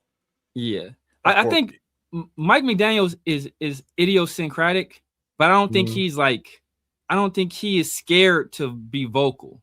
I don't like get the impression that he will be scared to tell you what it is or tell you he doesn't like something or tell you to change something. With Clint Kubiak, I get it's like real Millie mouth. Like, to me, he's just like super unconfident, not really like super monotone, like no charisma, no gravity, like none of that to him at all. Mike McDaniel has all of that. It's just quirky, but he's himself though. Like, and that's what I appreciate. If you're being your true, genuine self, I think that shines through. Yeah. I don't think Kubiak is being himself. I think he's being nervous or being like reserved because for whatever reason he's in front of cameras or whatever. And if you're like that in front of cameras, then like you got to deal with the room of grown men who are expecting you to lead them. Like that concerns me. So I'm gonna have to look more at some of his press conferences to kind of see. Because again, I've watched some, and it looks like I'm with you. Like, he is pretty monotone. He's not very. I mean, he does, in my opinion, I think he's confident with his answers, but he is very monotone. It doesn't come off like he's. Yeah, he's monotone. I will 100% agree with that. Not commanding. Let's just say, to me, it's not a commanding. I can agree with that. And Mike McDaniel's not necessarily commanding either, but like it's very, I don't know, he's just like very energetic. Like it's an energy to him that like, at least you have something that people can grasp onto that energy. And then I just heard Darren Waller talk about him, and it might be some recency bias there as well. The way Darren Waller talks about him, and Darren Waller he spent years in the Ravens organization, so he'll know a coach, and he spent years around Gruden too. So he knows what a good offense will look like. He knows what a good organization should look like, what a leader would look like. He's had glowing things to say about McDaniel. Who did? My bad. Darren Waller. Oh, okay. Who was just down there this past year, and he's just talking about his scheme, like the stuff he was talking about, saying, it was just like. That's what made me, because I wasn't really on the McDaniel thing, but just hearing him talk about him, then I heard some other people just talk about him as a schemer. Some people like in the media saying like just like he's the real deal. Then I start to look at a little bit more into what other people have to say about him, and it's just like he's universally accepted. This guy is a genius, and like when I forgot who was talking about it, somebody else brought it up when like Mike McDaniel was a receivers coach, and when Kyle Shanahan was going over the offensive game plan or the running game plan, he was like, "Oh, me and Mike haven't gone over it yet. We haven't talked about it yet." And this is when Mike McDaniel was just like a lowly receivers coach, but he was having him get involved back then, and he recognized the kind of genius he had back then. So it's like, I mean, it makes me think that it just gives me a different impression of him. Yeah, I said this when he first got hired because, my entire family is basically 49er fans. And so I was asking my family, I was like, what do you guys think about this guy? Because to me, I felt like he's not a guy that can command the locker room. Like when you're down by 17, 20 points, and he's not going to be the guy in that locker room pumping me up for a comeback win, or if you start the season, and you're 1-7, it's like, he just doesn't strike me as the type of guy that's going to get me motivated to kind of turn the season around, and so because he is quirky, right? And so he's very quirky. So it's just like, that's for me. That's why I don't like him as a head coach. I think genius play caller. I think you could definitely put him in that boat. When it comes to developing a quarterback, that's kind of what I question a little bit. Is even as much as Tua wasn't a great quarterback, Tua had the intangibles to kind of work with, but unfortunately, and it's trying to figure out, is it Tua or, I'm telling you, like, those concussions were nasty. Like what was going on in Tua's head? Like, was he able to process enough to really get or improve as a quarterback? I don't know what the problem was, but Mike McDaniels just wasn't really able to get the best out of Tua, or at least develop him to a top tier quarterback, because he was picked as a top quarterback. So as an offensive coordinator, without question, I think you bring him in. I think he could get this thing rolling. As a head coach, I question it big time. That'd be tough for me, at least. I know some people totally understandable. Yeah, totally understandable. I think some people are talking about what up, Loon? I saw you in here. If Mike McDaniels was a content creator, it'd be Sanjeet. How you compare that? That's crazy. I don't even know how. That's funny.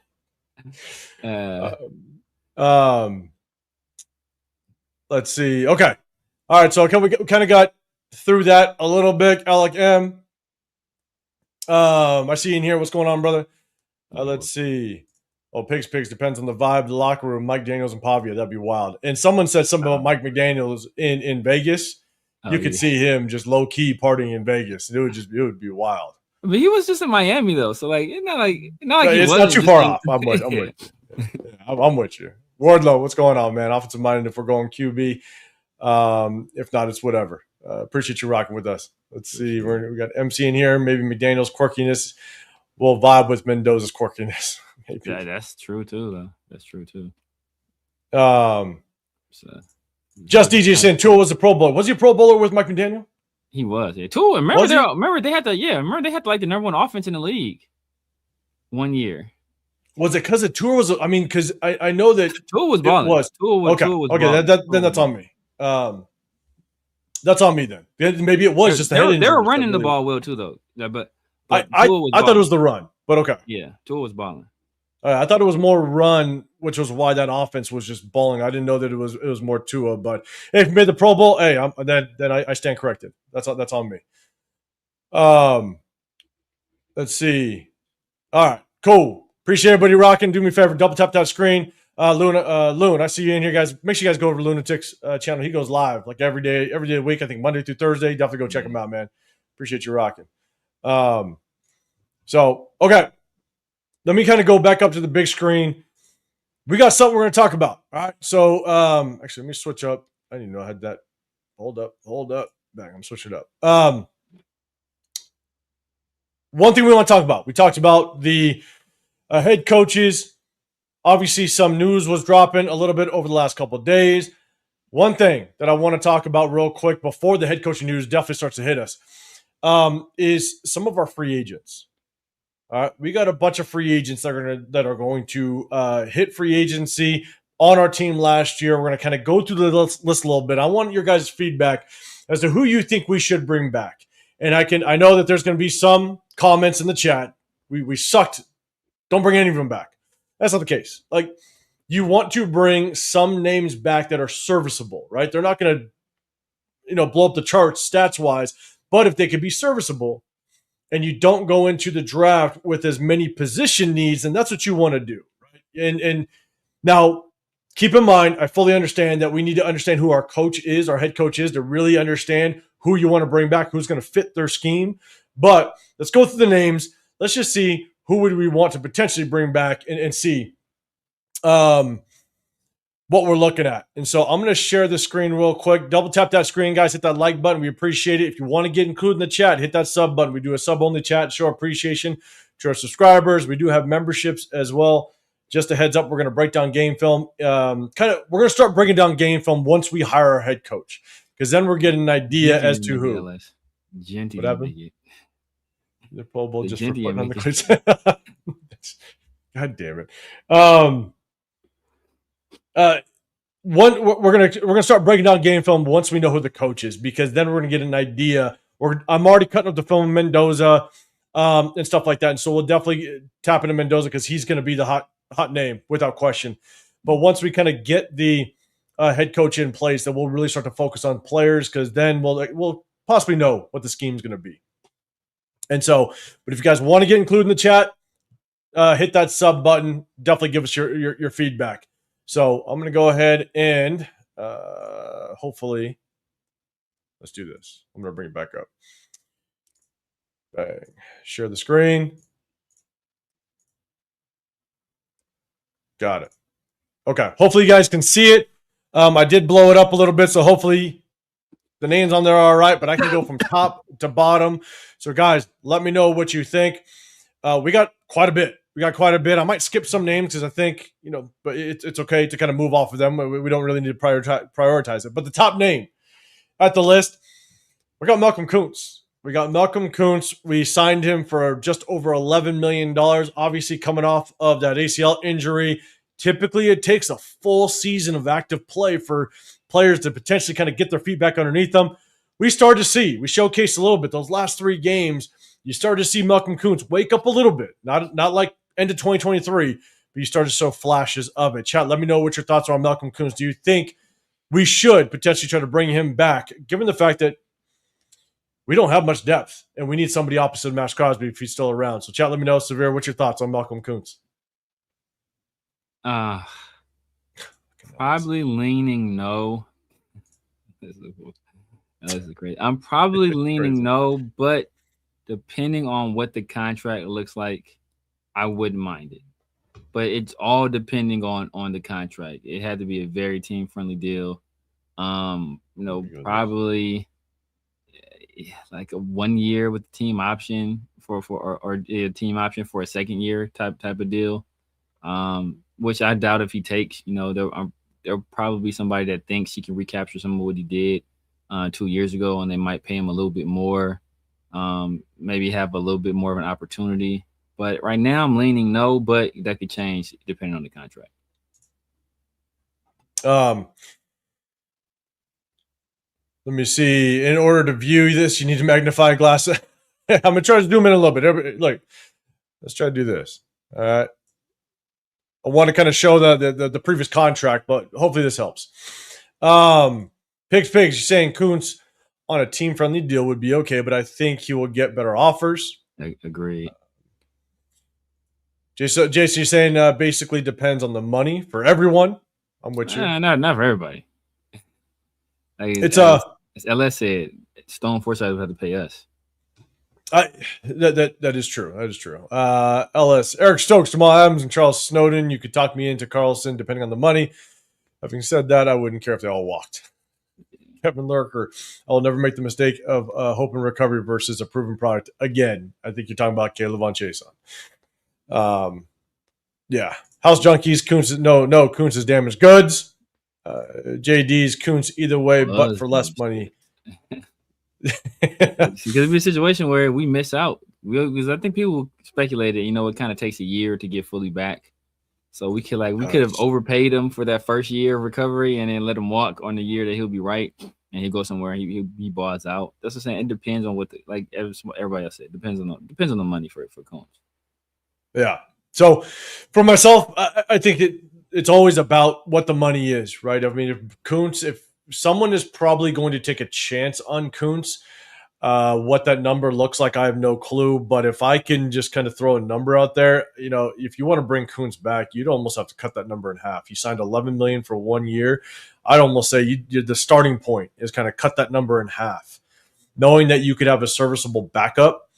Like you know what he can do, and so. In my opinion, I would consider bringing him back, but my starting point would cut that previous contract in half. Start off at 5.5 because the salary cap is going to go up. We have plenty of salary cap money to kind of throw around, but I would probably start with cutting that number in half. So no way in hell would you bring him back for that same contract you gave him last year. So I know a couple people talked about look, Daniel Carlson hit that game winner at the end of the last point of the season to maybe save potential contract talks. I know a lot of people were basically saying, hey, we move on from him. I'll move it over. His current contract, you got him last year for $4.6 million. I don't know what the free agent market looks like, and so I'm just going to kind of Carlson. Well, I'm kind of wait and see with Carlson. I got to look more at what's available out there. And so, Severe, any thoughts on Carlson? Same thing, wait and see type situation. I mean, remember, I think when we signed Carlson, did we have Eddie Pinheiro at the time? Didn't we draft the guy? Or we drafted the kid from Florida. Was that Eddie Pinheiro? Kid we drafted? God, did we have Eddie Pinero? He's from Florida. For Eddie Pinero's from Florida? Then we had Eddie Pinero, I want to say. And then because Carlson he was with the Vikings. I think he missed like 4 field goals in the game. They cut him. Yeah. I think Eddie Pinero got hurt, and we picked up Carlson, and Carlson he was balling in that year. And he's been up and down. He's been up and down, especially this year. There's a lot more down and up. He finished strong. Does that save him? Possibly. But, like kicking is one of those situations where, sometimes it's better to deal with the devil you know than the devil you don't. So if they're comfortable enough with him moving forward, I can see him being back. But, if they feel they can make an upgrade or get a guy that's reasonably close to his performance level for cheaper, then I wouldn't surprise me if they go elsewhere either. Yeah, and real quick, Ellis said could let Kuntz walk and play Devin White purely as an end. I think Devin White could be a nasty edge rusher. Yeah. He's so damn athletic. You think he'd be like around a 3-4 though? So I don't think I think so. I don't know. I think he's got the ability to just run. He could still be an edge rusher in a 4-3 scheme. Just because he has I don't know what Malcolm Kuntz's size is based on comparison to Devin White. But it's bringing him in situational. Like if Devin White's a situational edge rusher, yeah, I'd probably take him in a heartbeat. Yeah. But I think Devin White is going to. We're going to get down to Devin White, his name, but I think he's going to get a contract that I'm not necessarily willing to pay because I think I'm going to bring in another linebacker, a different linebacker that's going to be on this list. But Devin White at edge is very intriguing. That's what I actually thought. I thought that initially that we were going to bring Devin White in to play edge, not linebacker. Yes, yeah. I thought he was going to play that. I thought he was going to be like one of those type of guys that he was kind of like a what's that, like the Leo? Played like the Leo, where it's like one of those roles. Yeah. But we had Pratt playing that instead of him. Yeah. But we also, next thing you know, here comes what's his face? Jamal Adams going to take away all those roles. Snowden played a lot of that too, though. Yeah. They dropped him back, which is crazy. They did drop him back. All right, I'm not going to talk about Kenny Pickett. We'll address quarterbacks elsewhere. Big name, Eric Stokes. Chat, let me know if you would want to bring back Eric Stokes. I know some people have already mentioned it. Raider Pete, you're saying Coons is maybe fifth most important to bring back. Stokes, Snowden, and maybe White and Adams should be good pieces to keep. Maybe Kai Blue Kelly for depth. We'll get down to that name. But, guys, let me know about Eric Stokes. Severe, honestly, for me, I think it's a name I would consider bring back because you don't know what you have in Darian Porter. You don't know what you have in DCAM. You're most likely going to have to address it in free agency again, or maybe draft another corner. And so if you can have a veteran that's going to help maybe teach the next guy, continue to help teach Darian Porter, but he played good enough to where it's not a hole that you have to address potentially in the draft if you keep a veteran like that. So I'd be okay with bringing back Eric Stokes. What's your thoughts? Yeah, definitely. I think I think he's probably top of the list of guys I would say bring back. Him and another guy. Oh, that's right. Him and the next guy are probably like the 2 top guys I would say bring back for sure. There, yeah. So and much to what you said, he's still relatively young. He had a healthy season this year. You want to see what scheme we're going to be in because, he didn't get a lot of targets because they were just targeting Devin White and Kyle Blue Kelly just constantly. So we didn't see a lot of action over there. But when he did, I think he performed well. So, if we can keep this corner room together, we got 2 fast guys that, have size for the cornerback position. I think that would be good. I think that's like a nice little starting point for our secondary. Yeah, Kevin Licker, yes. As of last year, he was our number 1 corner without question. And so, maybe you can bring him back. Still kind of I don't know how team friendly it would be because I think he played well enough where he might garner some attention in free agency. And so you might, I don't know what the market's going to be for him. And so, but I honestly would definitely, without question, consider bringing him back. And I think the majority of the chat is thinking the same thing. Alec DeCam hasn't shown much. No, he hasn't. And Darren Porter shows flashes, but we just don't know what we have in him. And so we definitely got to figure out what we got. But again, we don't want to go into free agency or the draft with so many needs that now you're kind of just pigeonholing yourself into filling that role. Loan, unless we can get Woolen in free agency. Dang, is he? Pricey. It's going to be pricey. It would be pricey, and he is a free agent this year, huh? Yeah. But Seattle, I think Seattle's going to do what they can to bring him back, though. Probably. Next, what? But because they don't have to make it. They don't have to make a decision on Devin Witherspoon right yet. No, they have. They don't have to make a decision yet, right? Not yet. Yeah. So, yeah, I think they'll bring him back. Yeah, and Devin Witherspoon, man. That was a guy I liked in the draft quite a bit. That was my number one corner. I know a lot of people like Gonzalez. Devin Witherspoon for me was my number one corner. He was my number one, but because he got drafted before us, before our pick, my next was Christian Gonzalez. Yeah. So like I liked Devin Witherspoon a lot. All right, DC, you got Elandon Roberts. That's the next name. Chat, let me know. Would you want to bring back Elandon Roberts? I think we all know we've shared the panel enough, Severe. We've shared the screen enough. We all know our opinion. But, Severe, what's your thoughts on Elandon Roberts? Do you want to potentially bring him back? Yeah, man, I love to bring him back. You know, does he have any interest in coming back is the question. You know, just want to, a rebuild. The team will probably lose. He's 30. He's 32 there. He's won rings. He's been on winning franchises. Does he really want to come back and, battle for a team that's probably going to finish with a losing record? That remains to be seen. But I think if he is willing to come back, that's you want to have a guy like that in your room, right? A leader, a guy that we see he's not afraid to hold guys accountable, to tell guys what it is. He's willing to do it with Max, so I think that's a guy that's important. He talked about, just him kind of working with the younger guys as well. I think that's going to be valuable too. So I would love to have him back, but at 32 for a team that's going through a rebuild, how much interest is going to be there mutually? I don't know. And so Jersey Raider, what's going on? What free agency would you like in the second and third round of the draft? We're going to do draft talk like a little bit later. Again, I haven't done enough research to even give you names at this point. But trust me, we will do a deep dive. We're going to do mock draft, stuff like that, but that's not going to be until after we kind of get our coach line. And we're going to do mock drafts, honestly, not until after free agency.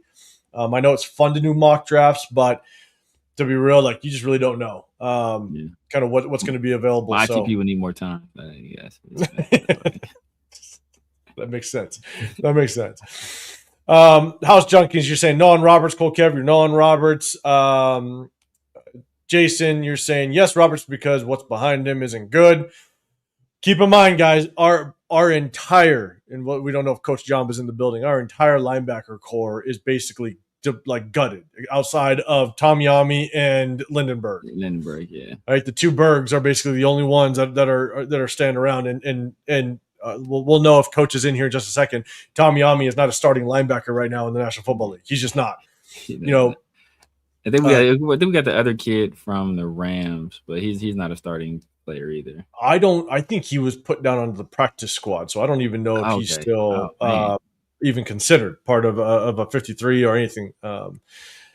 But Cody Lindenberg was a guy that I wanted in the late rounds. But Cody Lindenberg, you get him in late rounds because you want him to be a good special teams player, contribute in special teams, and hopefully eventually maybe he can sniff a starting position.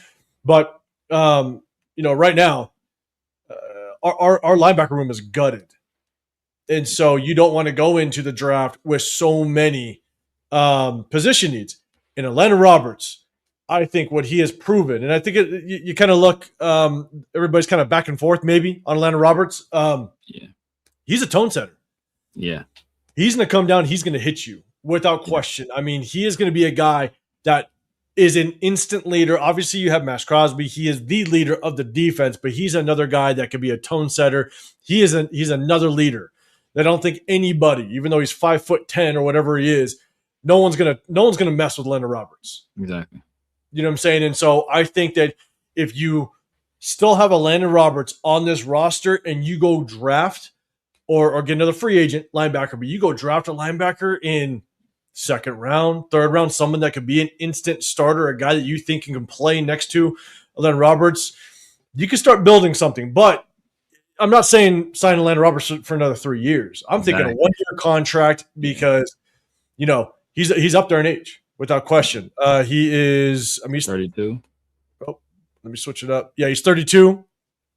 Hold on, let me go to bang. He's 32 years old, right? So he's not the youth movement is not with him. So get him in here, 1-year contract. Maybe he plays out the last year of his NFL career with us. But again, what he proved this season, he could be without question a tone setter on the defense, and I'd love to keep him around. And draft a linebacker high. So let me see. Cole Keff, he's a broken spillane. LS, Reek Woolen will likely get 19-20 mil, but I think someone said that Woolen just got paid last year. Or just got an extension. Maybe got like an extension or something. 1-year extension. Possibly. Raider Pete, I'll leave it up to the new DC if Elandon Roberts deserves a 1 year with the second option. Yeah. That's fair. And I think that's where it's like, as much as we're addressing this, yeah, it's hard to truly know how these guys would fit, even if we want to bring them back based on who the next DC is going to be. So I'm with you. Yeah. Troy, yes on Roberts. What are we doing for coaches, guys? We don't even know, but we talked about it a little bit earlier. We'll see. Mock drafts is like watching paint dry. Right now it is, up until we do it and Severe surprises you. Yeah, with something. I'm sure we'll get another one. It's always an adventure. Always an adventure. Yeah, Jersey Raider. Let all the linebackers walk. If you do that, then you have to address everything in free agency and the draft. And I'm just we have so many position needs that I think Elandon Roberts is a good example of someone that's serviceable. Not great in pass coverage. All right, he's definitely susceptible to the pass coverage, but downhill linebacker, tone setter. But he was the only one we had for the most part. Exactly. So, and it's like guys that are on the open market, like they tend to get like there be a tendency to get overpaid, and so if you're gonna be getting like equal production, paying more for it, even though we have a lot of cap space now, like these 5, 7, 9 men, like that adds up really quickly, and we got to fill out a 53-man roster. Like it's gonna take a lot of money. Yeah. Let's see. Montrose are great. You're either drinking Kool-Aid or hot dog water. Hey, I swear to God, I'm never going to live that down. I'm not going to live that down. I'll probably never will until we start to actually look on how some of those rookies panned out to Jacob this Perry season. God damn it. Is on the first team all defense. And then he said, all pro. Tristan McCollum, we're going to bypass Lonnie Johnson. I know someone just said Raheem Mostert. Callie, by the bay, you're saying bring back Raheem Mostert. Severe, what's your thoughts on Raheem Mostert? Chat, let me know as well. My thoughts are he's 34 years old at running back. With the injury history, I'm okay on Raheem Mostert. I would have liked to have seen some more of him. We didn't give any running back outside of Genty any carries, really. We weren't really in a position to most of the times. We're getting our teeth kicked in. But we didn't give any guys, and I thought when Mostert got some opportunities, I thought he looked more explosive than Genty, in my opinion. It's like how much was that really saying? But I thought he was deserving of some more opportunities this past year. But he's 34, man. It's youth movement time. Take a guy in the 5th round that can do what Mostert can do, or you hope he can duplicate that. And since he really didn't produce at all this year. You could really find another guy that can do what he did this year. Right. In my opinion, I don't want Raheem Mostert. I want to bring in a quality running back that, one, is going to challenge Genty. I know no one's going to take Genty's spot because he's number 6 overall, right? But I want someone that's going to be good enough to where it's going to push Genty to continue to get better. And at the same time, if an injury happens, like it happens to a lot of running backs, you have someone that could fill in to potentially still have a serviceable running game, right? Last year, even before Genty, I liked Rico Dowdle. Want to bring him in this year. He's a free agent. Yeah. Bring him in. He ain't coming here. Most likely not. But it's an example of a running back. You know why he's leaving? He's leaving Carolina. He said he wants to go somewhere where he's going to be the guy. Oh, really? He said he wants to go over somewhere where he's going to get the bulk of the carries. So it's like, yeah. But either bring in somebody that's going to have at least enough of a skill set that if Genty goes down, you're going to have at least a serviceable running back. And again, anybody is serviceable depending on how good the offensive line is. So we have to obviously address the offensive line. But bring in somebody that can be good enough to where you don't fall off too much. And with Mostert's just not the guy anymore.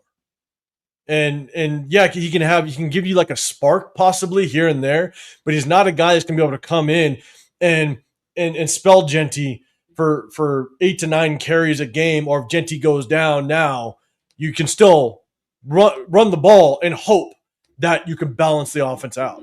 Yeah. So I either want to go get somebody in free agency that's serviceable, or as we've seen it, you can get some running backs in the 4th round or maybe even the 5th round, and you can kind of develop them. And so I'm done with Raheem Mostert. All that to say. So let's see. JDs, you said Mostert looks good in the kick returns. LS, we can upgrade Mostert for cheaper with the UDFA. Yeah, probably. Maybe. I still want to know what Chris Collier can do. I'm sorry. I want to see what that kid can do. I don't even know if he'll be real. The kid, he has some explosiveness to him too. Yeah. Wardlow, appreciate you. Yes, we do got 100 in cap. We got a lot to mess with. Yeah. Yeah, Cole Kev, even Abdul had some juice left in Indy. He did well for what he needed to do for us last year. I actually wanted to bring him back as a veteran. Yeah. Oh yeah. Amir looked good when he got down the stretch last year, when we got our offensive line set with JPJ at center and Meredith at guard. Abdul was doing work. Yeah. I wasn't sure why we didn't at least try to bring him back as a veteran, because you have a rookie. I mean, maybe Mostert was the veteran you want to bring in. Okay, but you had a rookie. You needed someone that could clearly be that third down back. And there's question marks on how well Genty was going to kind of be in that passing game. And look, he didn't even start out being the third down back. It was Mostert. Exactly. So you keep you keep him to just potentially be that third down back. And if Genty can develop into a third down back, okay, then you got him. Then you can set him on the bench for cheap. That's fine. So it was a little weird that we didn't, but neither here nor there. So all right, House Junkie's done as well with Mostert. Okay. God damn it, LS. Let's see. Hey, Breece Hall is a beast. Breece Hall is a beast. Yeah, Breece Hall is a beast. He's a beast. He's a free agent too. Isn't he a free agent? I think he is. He is. Free agent. Yeah.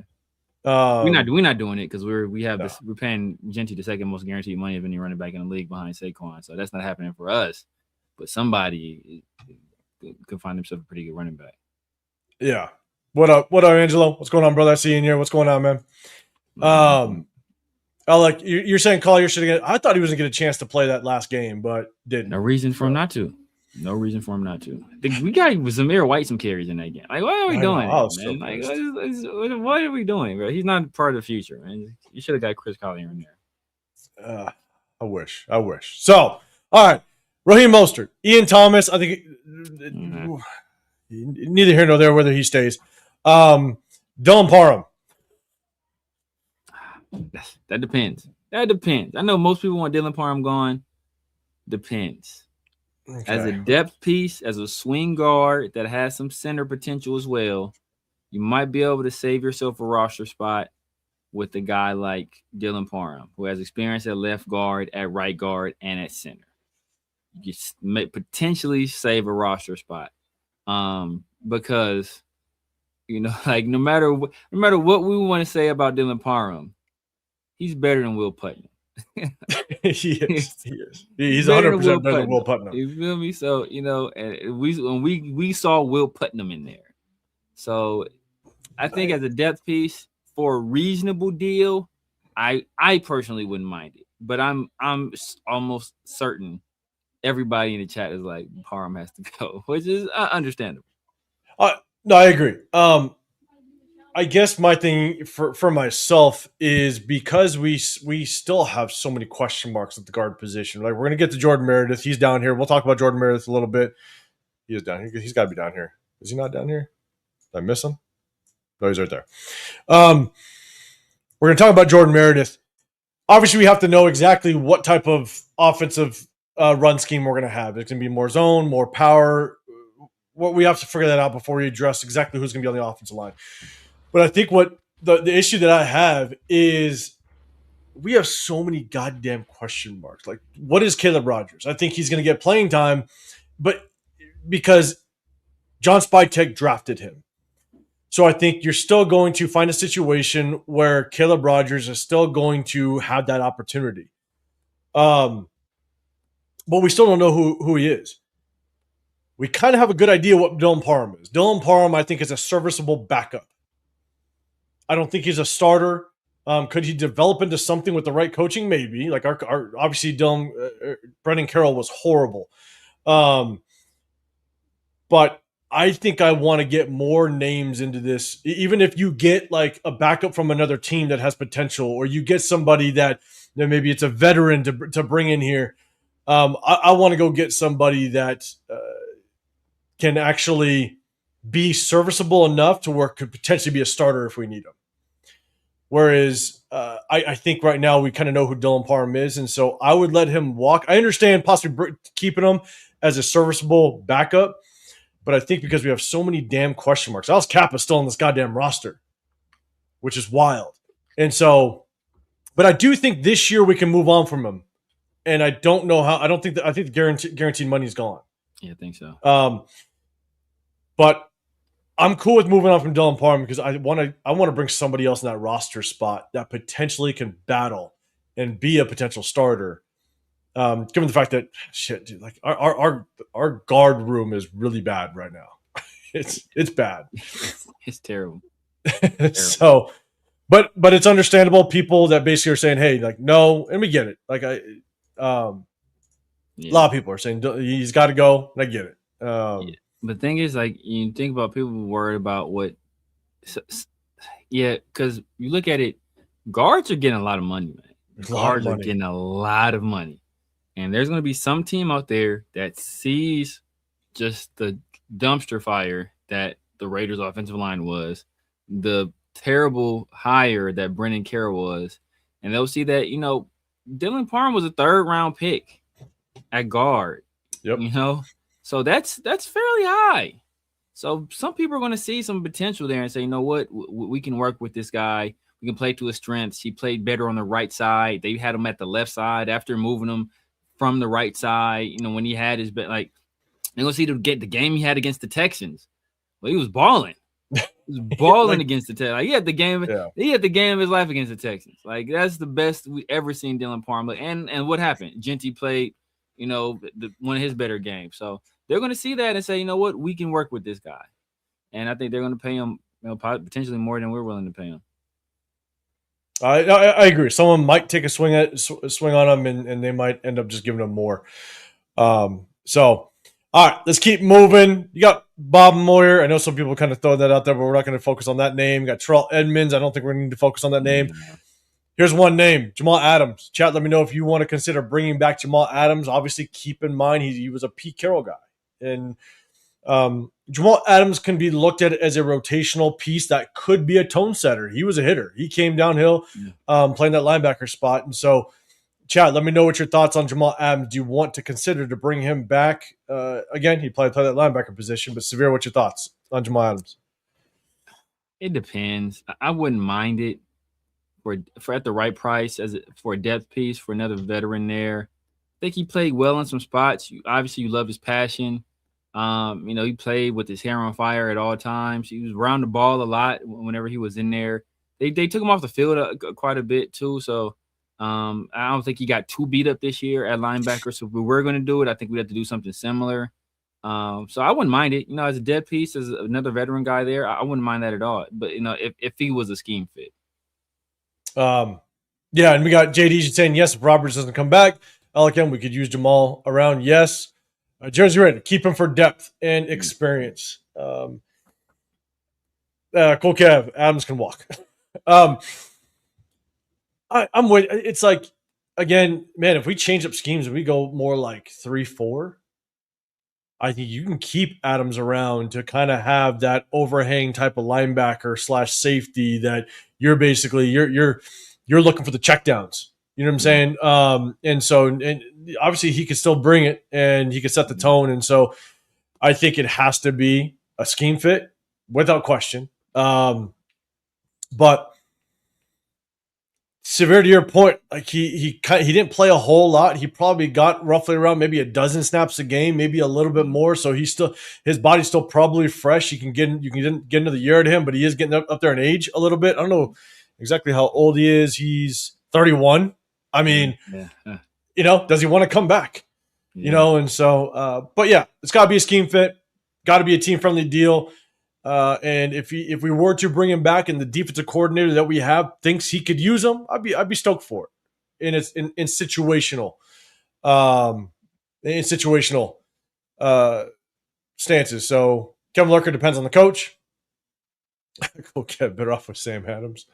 Hey, he played a decent role for us this year. All right, Sam Jackson. That's it. It's all down to the defensive scheme, really. Yes. Jersey Raider, we could play him at strong safety too. Play Chin more around the line of scrimmage like he did before he came to the Raiders. I think he'd get eaten up as a strong safety. You're not dropping him back. Get destroyed. And I actually posted a video the day that we signed him. I posted a video on my channel basically saying that if we I thought that Patrick Graham was going to play him more like he did Jabril Peppers when he had him over at the Giants. Yeah. I said, there's no way that Jamal Adams can come here and play safety. I felt like you're instantly going to move him to a box linebacker. You're going to move him inside the box. He's going to play more of that overhang, run more of a zone scheme with him. And because of his instincts, his football smarts, his intelligence, you can play him in his own scheme, and I think you can. He's serviceable without question. Yeah. And so I posted a video that day, and I went to training camp the very next day, and you see him working with the linebackers.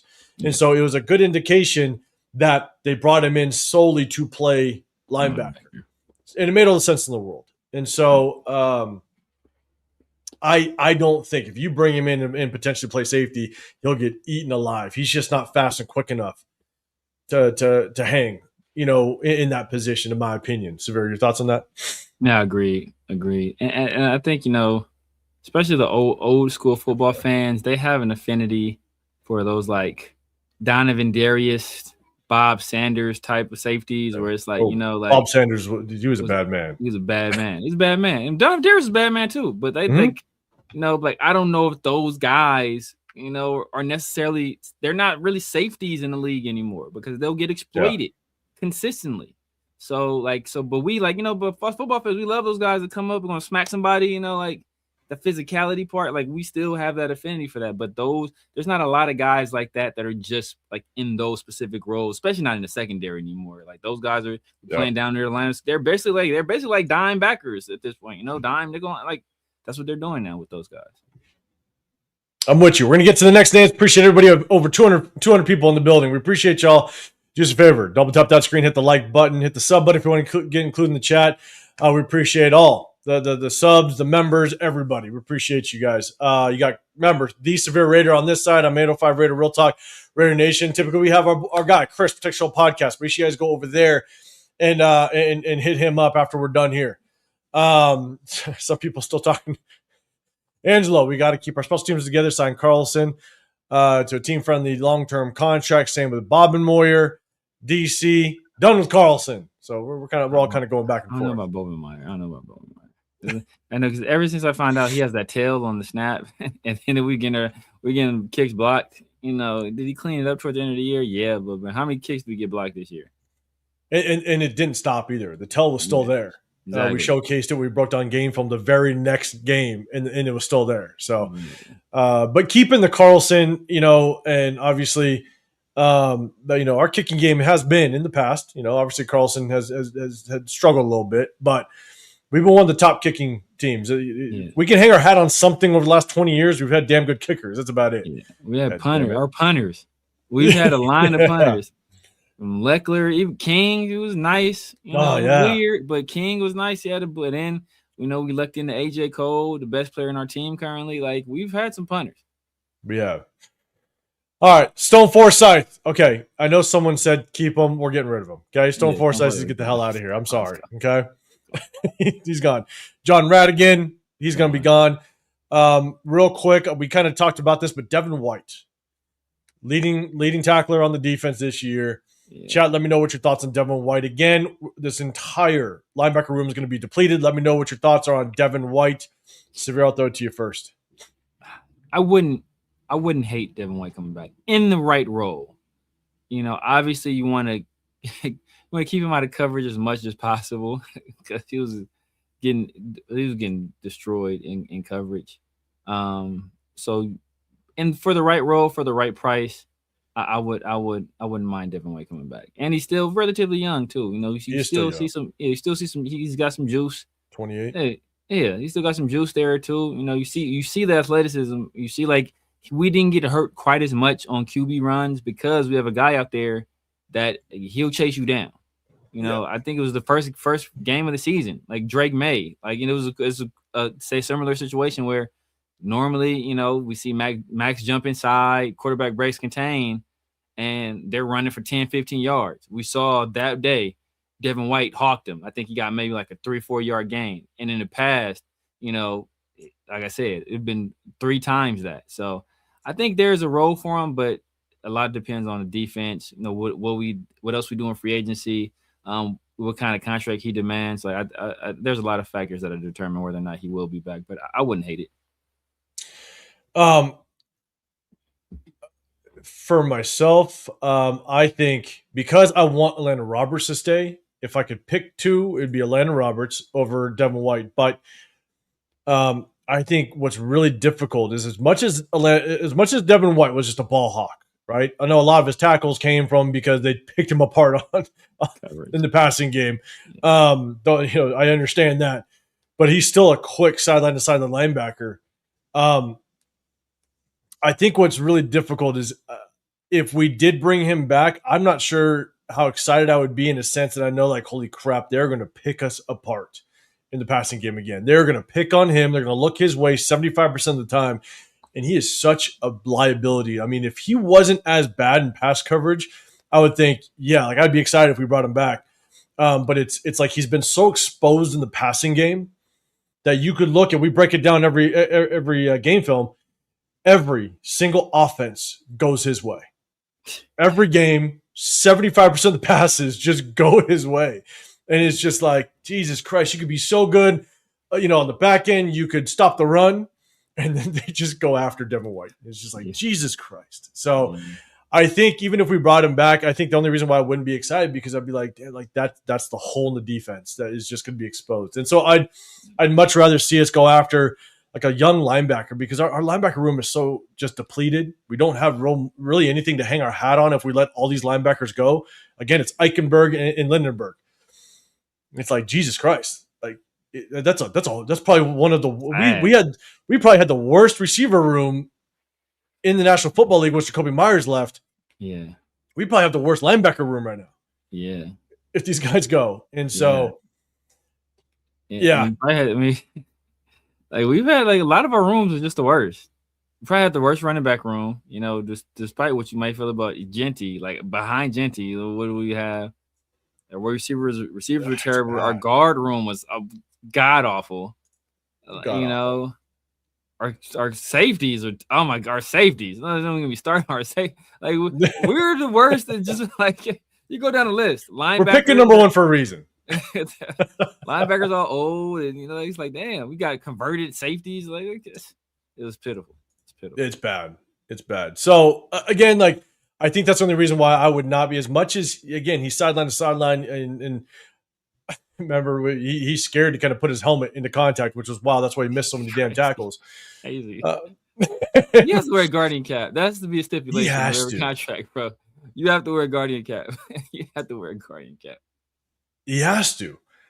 I mean, but we'll see. Raiders saying good camp body. But I think what's going to happen is he is going because he was the leading tackler.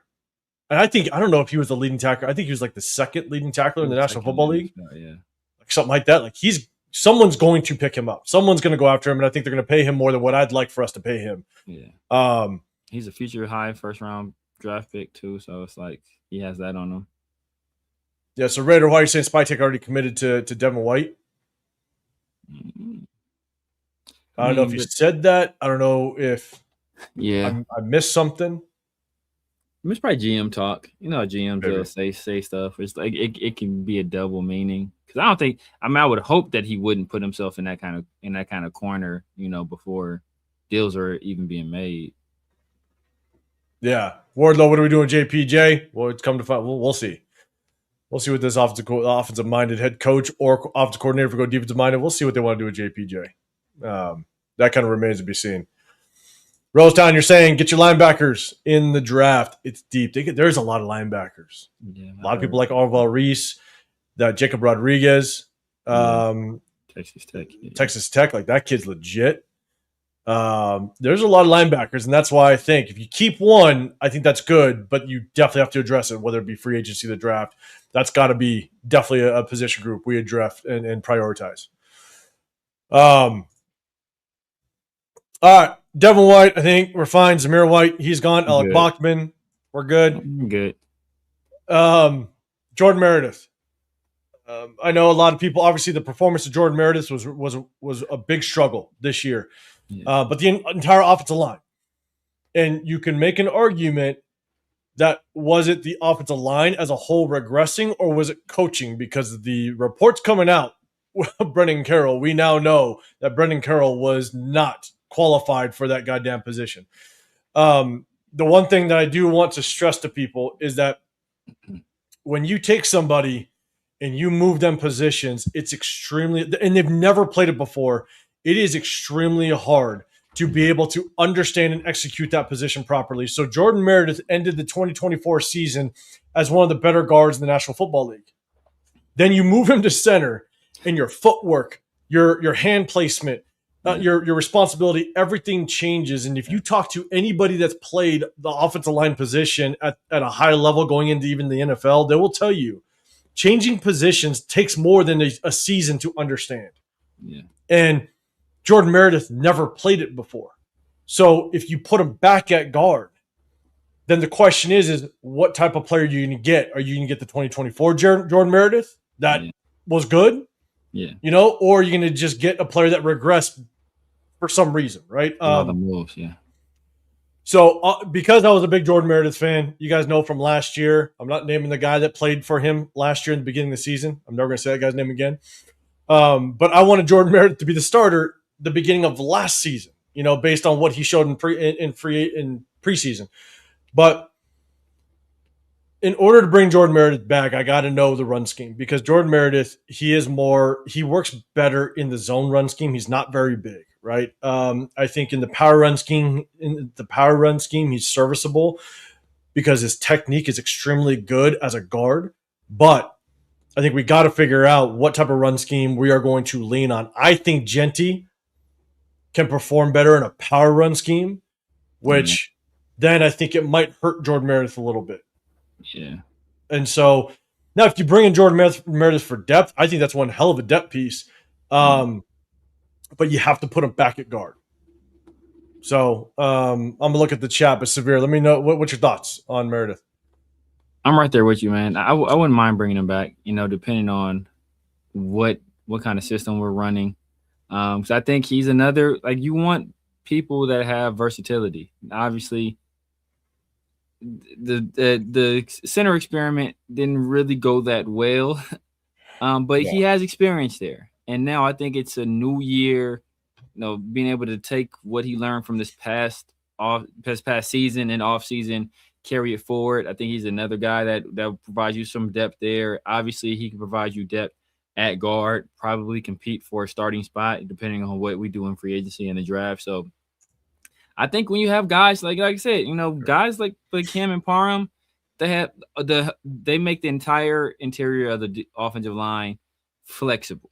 You have flexibility there, you have options there, and it gives you the ability, because not only do we think about what we have to carry on the 53, but game day is 48.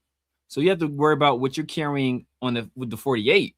So you need guys that can play those other spots. We can run into a situation like Cincinnati, where we had like 2 or 3 offensive linemen go down with ankle injuries in one game, right? Which reminds me, why is AJ Nibel and Deuce Gruden still like, bro? Get these people out of here. Get those dudes out of here. Get them out of here. But you can run into a situation like that where you have multiple guys go down, and then what are you doing, right? Then you're stuck. Yeah. So I think it's good to have those guys that have that kind of versatility. Jordan Meredith's proven he has that kind of versatility, so I wouldn't mind bringing him back and let him compete if nothing else. Yeah, what up, Chewy, man? Guys, make sure you guys go show some support over at Chewy, man. He's got his own channel, man. Make sure you guys go check him out. Appreciate you popping in here, man. And I think maybe because I was a fan of Meredith before a lot of people were, I'm bitter about it that Brendan Carroll came in and just ruined this entire thing. And that's my opinion, right? I think Brendan Carroll just came in and just absolutely downgraded this entire offensive line. And as a whole, it wasn't like it was just one piece. Yeah, everybody looked bad, and maybe I'm just bitter about it. And so I'd love to see Meredith come back and give him another chance at guard, and potentially be just a backup role if that's his place. And then I did see it. I'm gonna go back up the chat, but I did see one comment that let's see. Pigspig said, "For what reason would some go back again?" You said for that reason, someone will offer Meredith a decent deal for that guard upside. Maybe we'll see. Which one did you click on? That was LS's. They can't wait to never hear the name Brandon Carroll again. Can't wait. I know. It's hilarious. Real quick, and I'm gonna go back, Mike Lopez. I see your comment. I'm gonna go back up to it. Meredith depth piece. Yeah, Meredith depth piece. Cool, Kev. You're saying Meredith is the white Illuminar. Illuminar's actually doing decent over with the Giants. You know what I'm saying? So it's like that's probably a good comparison. Exactly. Rosetown Meredith for depth piece. Tien Jordan Meredith would be a good backup at guard and center. He's gonna push whoever's in front of him. He's gonna 100%. Push whoever's in front of him.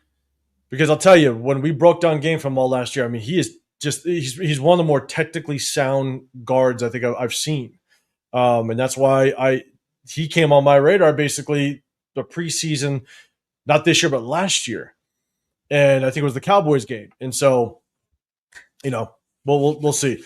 We got a couple more names left, but Mike Lopez, you're saying, what are your thoughts on Laulu? Do you see him having a breakout season this year? Also, your thoughts on Tonka.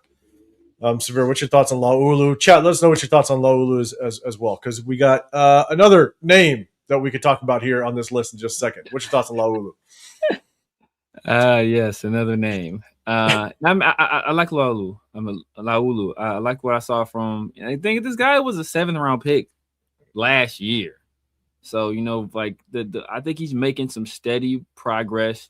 You see his hand usage. You see the spin move. Like you see the progression where the spin move wasn't quite as tight and clean earlier in the year, and then down the stretch you saw him hit that same spin move again, much cleaner. Got that off arm involved to kind of pin the other guy's arm, and you saw the execution was there. So you see he takes the coaching well. Obviously has some nice traits there. So I think he's something to build on. And Tonka, when he got opportunities, man, he produced. And that's all you can ask for from a young guy. So, I mean, those are 2 interior guys that I think can provide you some, a little bit of juice in the pass rush game, potentially, that I would like to see the team continue to develop. The issue we will run into is that, do these guys fit the system of whoever the defensive coordinator will be the next go around, right? Because obviously I think everybody's assuming Patrick Graham is going to be gone. So like, do they fit the next guy's scheme? And that's the issue you run into when you keep changing head coaches. They get new philosophies and they like different body types at different, positions on the football field because they provide different skill sets. So like, will the next coach value what they bring, or will they want guys that are bigger on the interior, like we don't know yet. Yeah, JD's just saying Tonka's going to pass up Laulu this year. Still, it's going to be interesting to see just kind of what we have out of Tonka. But Tonka was a 4th round. Was he 4th round? I think so. Because we didn't have a 5th. We didn't have a 5th. No, I think he was a 4th round guy. He was a 4th round. And so we'll see just kind of how he works out. Picks Laulu has always felt like a high upside guy that just has to keep developing. I actually 100% agree. Kevin Lurker, Meredith, and Laulu, yes. Parham, no. Raiders 209, you're saying give Laulu another year. Why not? We're still keeping Dalton. He's on the practice squad, but Dalton Wagner is surviving. Oh my God, yeah. Look, when we showcased last year the flashes that Laulu had in not this year but last year, right? There were flashes, and when he returned, obviously being a Las Vegas native, I think that it was a really good decision with bringing him back because the upside, the flashes that he showed, and then when the Christian Wilkins crap went down, now you have to basically look at the depth on our defensive line and go, who's the next guy that's going to step up? Yeah. And based on what we showcased last year, breaking down game film during the season, we went back and we watched some of Laulu and just kind of what he showed, and we felt like, look, this kid could be just a good piece to replace him because there was no one else we could get. Exactly. Obviously there's a name we're about to talk about, but with Laulu, he showed enough flashes last season that we're not too surprised at what we've seen this year. Yeah, he progressed, he developed, he actually did well, but we saw pieces of that last year. And I actually had some discussions with some guys that they were messaging me, and they're basically saying Booker is going to be better than Laulu. And I was like, nah. Look, we see Booker, and I know that the commentators, the broadcasters, people are hyping him up in preseason, and even some former players of the Eagles are like, he's a future Pro Bowler and all that stuff.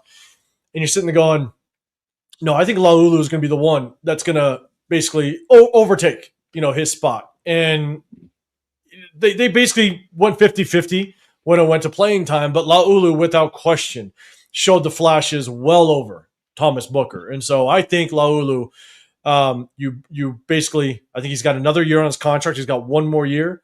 I think he's going to flash. I think he's going to continue to do well. And to Severe's point, he's showing that ability to kind of have that second, third move in his bag, especially as a pass rusher.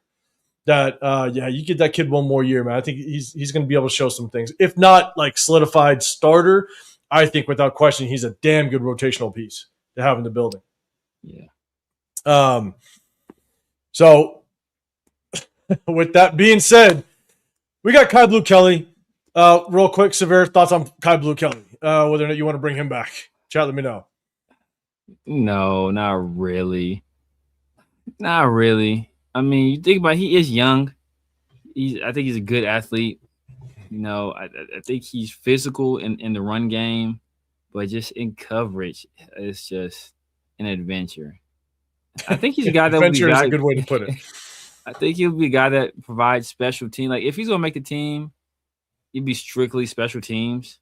Yep. Strictly special teams. Where I think like a guy that has that kind of athleticism and that kind of speed and is a willing and physical tackler, they can make an impact. But I never do I want to see him on 12. I mean on 11 on the field. Never again.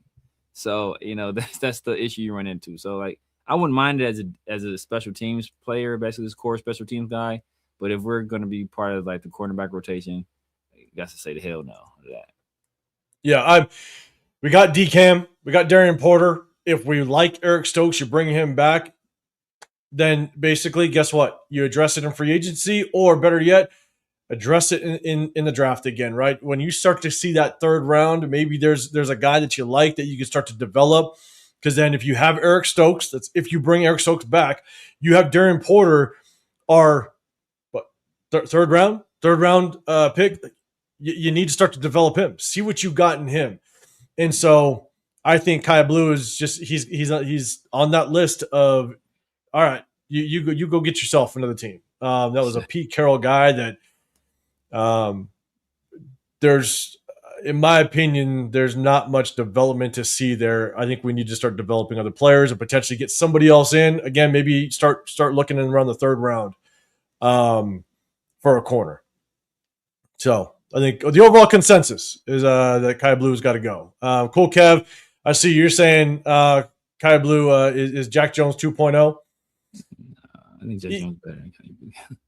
I think in Jack coverage. I think they were both semi equally like scary out there because Jack Jones was just very, very undisciplined. Yes. You know what I'm saying? And I think that's what really like that's why Jack Jones like if he jumped it and read it right, great. Yeah, but if he but then he wanted to jump everything. Exactly. You know what I'm saying? So it's like I think they were bad in their own different ways. Jack Jones was just so damn undisciplined. Where Kai Blue, I think he just wasn't good enough to keep up. I think you could boil it down to this. I think Jack Jones trusted his instincts too much. And I don't think Kai Blue Kelly has any instincts. Yeah, and Rose saying Parr's gonna be that guy, and Jason, you're basically saying Jones would bite on every double move, and you're 100% right. It's because he thought he could jump everything. He was waiting for that highlight reel moment. Yeah, and it hurt him every time. So I 100% agree. But when you get him, it's addictive. When you get it, it's like, oh god. Now, I think that's what was really tough because in the beginning of the season, if you kept Jack Jones and if Pete Carroll could have been the coach that everybody thought he could have been and develop a secondary and kind of tame that discipline, then Jack Jones could have been a guy because he's athletic as shit. Like he's one of the more athletic corners in National Football League. Super crazy athlete. But you had to tame that discipline. But yeah, he's with Miami. So, all right, real quick, chat. Let me know what you think about this next guy. Good old Thomas Booker. Chad, let me know if you want to bring Thomas Booker back. Obviously, early in the season, in the offseason, we traded Jacorian Bennett for him. A lot of people were high on Thomas Booker. Obviously, a lot of the analysts, a lot of the broadcasters, stuff like that, former Eagles players. Let me know what your thoughts on Thomas Booker. Should we bring him back? Severe, what's your thoughts? Yeah, I'm good. I am good on Thomas Booker. I give those snaps to Tonka, give those snaps to Laulu, give those snaps to Pegues. I'm good on Thomas Booker. I mean, have we seen a pass rush move from Thomas Booker? No, we have not seen a single pass rush at move. all, right? Like, did we see one at all? Like, he's an obstacle, I guess. We might have saw one. Actually, hold up. We might have saw one. It was like the second to last game. We might have saw one. That was it. But it wasn't much of a move. Maybe late. Because early in it's like he's a guy who'll get in the way, who occupy space, I guess. But he's going to be there. Where his Thomas Booker going to be at. So if you try to run in his direction, he's gonna be right there for you. But he's going to. But we seen him get thrown at the club too, though. So we seen him get thrown at the club too. So I understand the move there because obviously the team didn't want Jacorian, and after the Christian Wilkins thing went down, we wanted to add some more depth, maybe a little bit more experience to the interior defensive line. So I understand it. But I think both teams lost that trade. Do we get the better out of it? I guess because Thomas Booker just played more. Yeah. But I don't think either guy's going to be back with those teams next year. Yeah, unless Booker couldn't even give you a swim move if you push him off a boat. That's nice. I like that. Yeah, not really on Booker. We can get better in the draft and free agency. So Severe, I think you made a good point.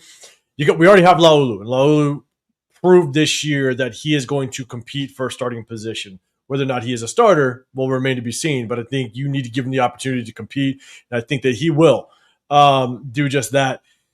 You got Tonka Hemingway. You got J.J. Pegues. You got to give these guys plenty of play, right? You got Adam Butler that's already there. I think we have plenty of game film that tells us exactly who Thomas Booker is. And he's at best a serviceable rotational piece at best. And he's probably a guy that you don't even want to see unless somebody gets hurt, in all honesty.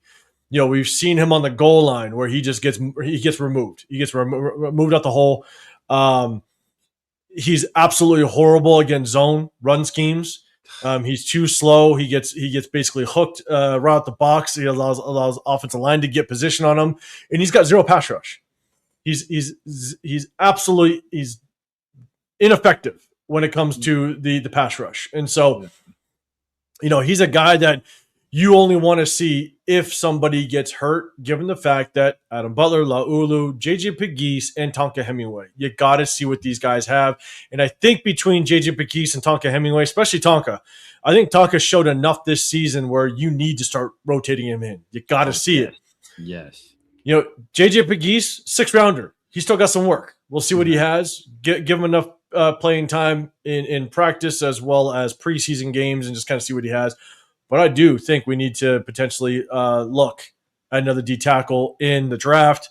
Definitely look at in free agency because between Laulu, Tonka, Pegues, it's still not a solidified, bona fide starter. No. So you may still want to go get somebody. You know what I'm saying? But Booker is who Booker is. He's not good. And so I think for the most part we kind of move on from Thomas Booker. So I think the chat, for the most part, I think we're all on the same page. Could he be decent rotational? Okay. Definitely could possibly bring him in as rotational. JDs, we need a high draft D tackle. I don't know if I'd want to draft a tackle high, but again, I haven't done enough research to see just the quality of D tackles that are in this draft. Yeah. There's a guy in the 2nd round. Dang, I forgot. Is he a TCU? Forgot. There's a guy. I'll get you his name, 805. I was looking at some guys. As a guy, I was like, okay, this guy is intriguing. It's like 320, but he has some nimble feet. There's some violence to him too. I'll get you his name. I'll shoot it to you. Yeah, he's an intriguing guy. Yeah, let me know because we're gonna start breaking down the game film. And D tackle is definitely a need that we need to address. So we'll definitely be breaking down some game film on that. There's a guy from Florida that I like. I think I got some concerns with. He's 6'6", bro. Like he's massive. Might be even taller than that. But when you're that tall, you start playing upright quite a bit. Yeah, and that can kill you in the National Football League. And so, but man, he's a beast. Extremely athletic, which is wild. I'll let JJ Pegues is better short yards back than Ashton Jeanty. Don't get it started. We'll never know. We will never know. We'll never know. We'll never know. All right, so let's do this. Next one. Charles Snowden. Interesting name. Undrafted free agent. Got basically elevated when Malcolm Kuntz went down last season. So here's the big thing is we need some depth. David Dixon. Charles Snowden, guys. All right, just let me know what you think about Charles Snowden. What do you guys want to do with him? Do you want to see him potentially return? I'll go and give my response first because we don't know what we're going to do with Malcolm Kuntz and because we don't really have a lot of depth at all. Tyree Wilson is not depth on this goddamn roster. I'd like to see Charles Snowden come back. I really do. I think he showed that he could play the position at least a backup role without question for depth piece. Man, I'd like to see Charles Snowden come back, even in a 4-3 scheme, because you saw him kind of drop back. You saw him have to get depth in the defense as well. And so even in a 4-3 scheme, I think you can use Charles Snowden because you got to remember he's not a small human being. I think he's like. Is he 6'6", like 280, something like that? You can move him around in a 4-3 scheme. And so I think he's serviceable in both type of fronts. So chat, let me know. Severe, what's your thoughts on Charles Snowden?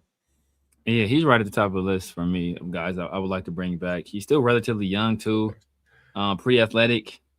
we saw, like he's a guy that like he provides depth at multiple spots. They moved him around a little bit. He's way better than Tyree. Is way better than Tyree Wilson. Like, you can save yourself a lot of money just cutting Tyree and putting Snowden out there. Like, so I think he's a guy I would like to see back. As you said, he's 6'6", 200 something pounds. He's athletic. I saw him running down some running backs. Like, I saw him in coverage a little bit. Don't want to really see that much. But, like he didn't look super uncomfortable doing it. It looked like he can move his feet a little bit. So I'd like to bring that guy back, and I think he's a guy that you can fit, as you alluded to, in multiple schemes. So he's the guy I would definitely like to bring back. And if he can find a spot on this roster, that'll be amazing, because I'm sure Cool Kev would say he cannot find a parking spot in that truck. So I would like for Charles Snowden to be back. That's brutal. So I'm looking at the news because Damon, you're saying I heard Snowden got arrested again. I'm looking at news. I hope not. If he got arrested again, he's done. It's a wrap. All right. So the latest is 2 weeks ago. Judge accepts no contest plea deal for DUI. I think it's obviously from the previous the DUI from last season. So I'm hearing that. I'm not seeing anything on. Yeah, it's probably that previous one getting adjudicated is what I would assume. That's what I'm guessing.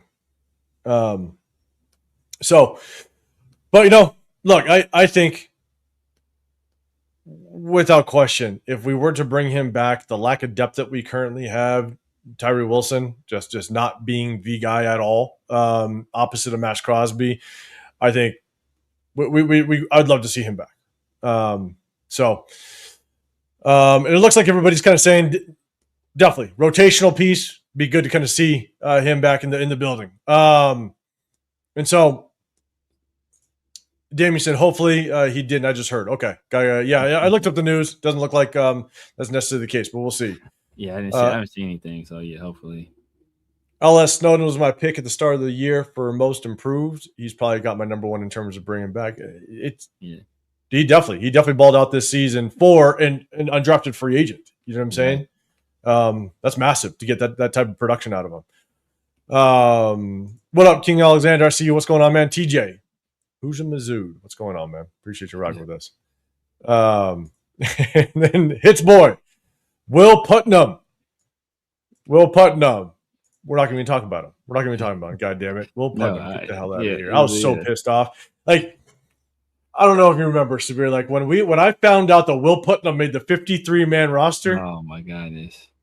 Who was the other guy that we actually we played? There was another guy that I think we had as an undrafted free agent this past offseason that I thought he should have made the 53-man roster. Was it the offensive lineman? Yeah. I'm blanking on his name, but was it not the kid from Notre Dame, is it? No. We got him as an undrafted free agent.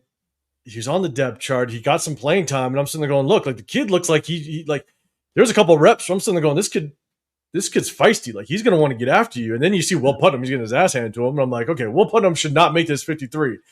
And then the 53 comes out. And he made it. I was like, you got to be kidding me. I mean, it's like that was probably, and there was two signs that our offensive line coach, Brendan Carroll, was going to be absolute trash, is you kept Will Putnam and you signed Stone Forsythe. Like those should have been the two indicators that we're going to have a rough offensive line room. And God, I'm blanking on his name. I'll probably find it. But I think we all can agree that I think Will Putnam needs to go. So, so that's kind of it. If anybody disagrees, Hits Boy, if you disagree, I'll bring it up. That got to be Will Putnam himself. Yeah, I know, right? God, it's gonna. Man, I'm blanking on the kid's name, but either way, Will Putnam should have never made this goddamn squad. So, all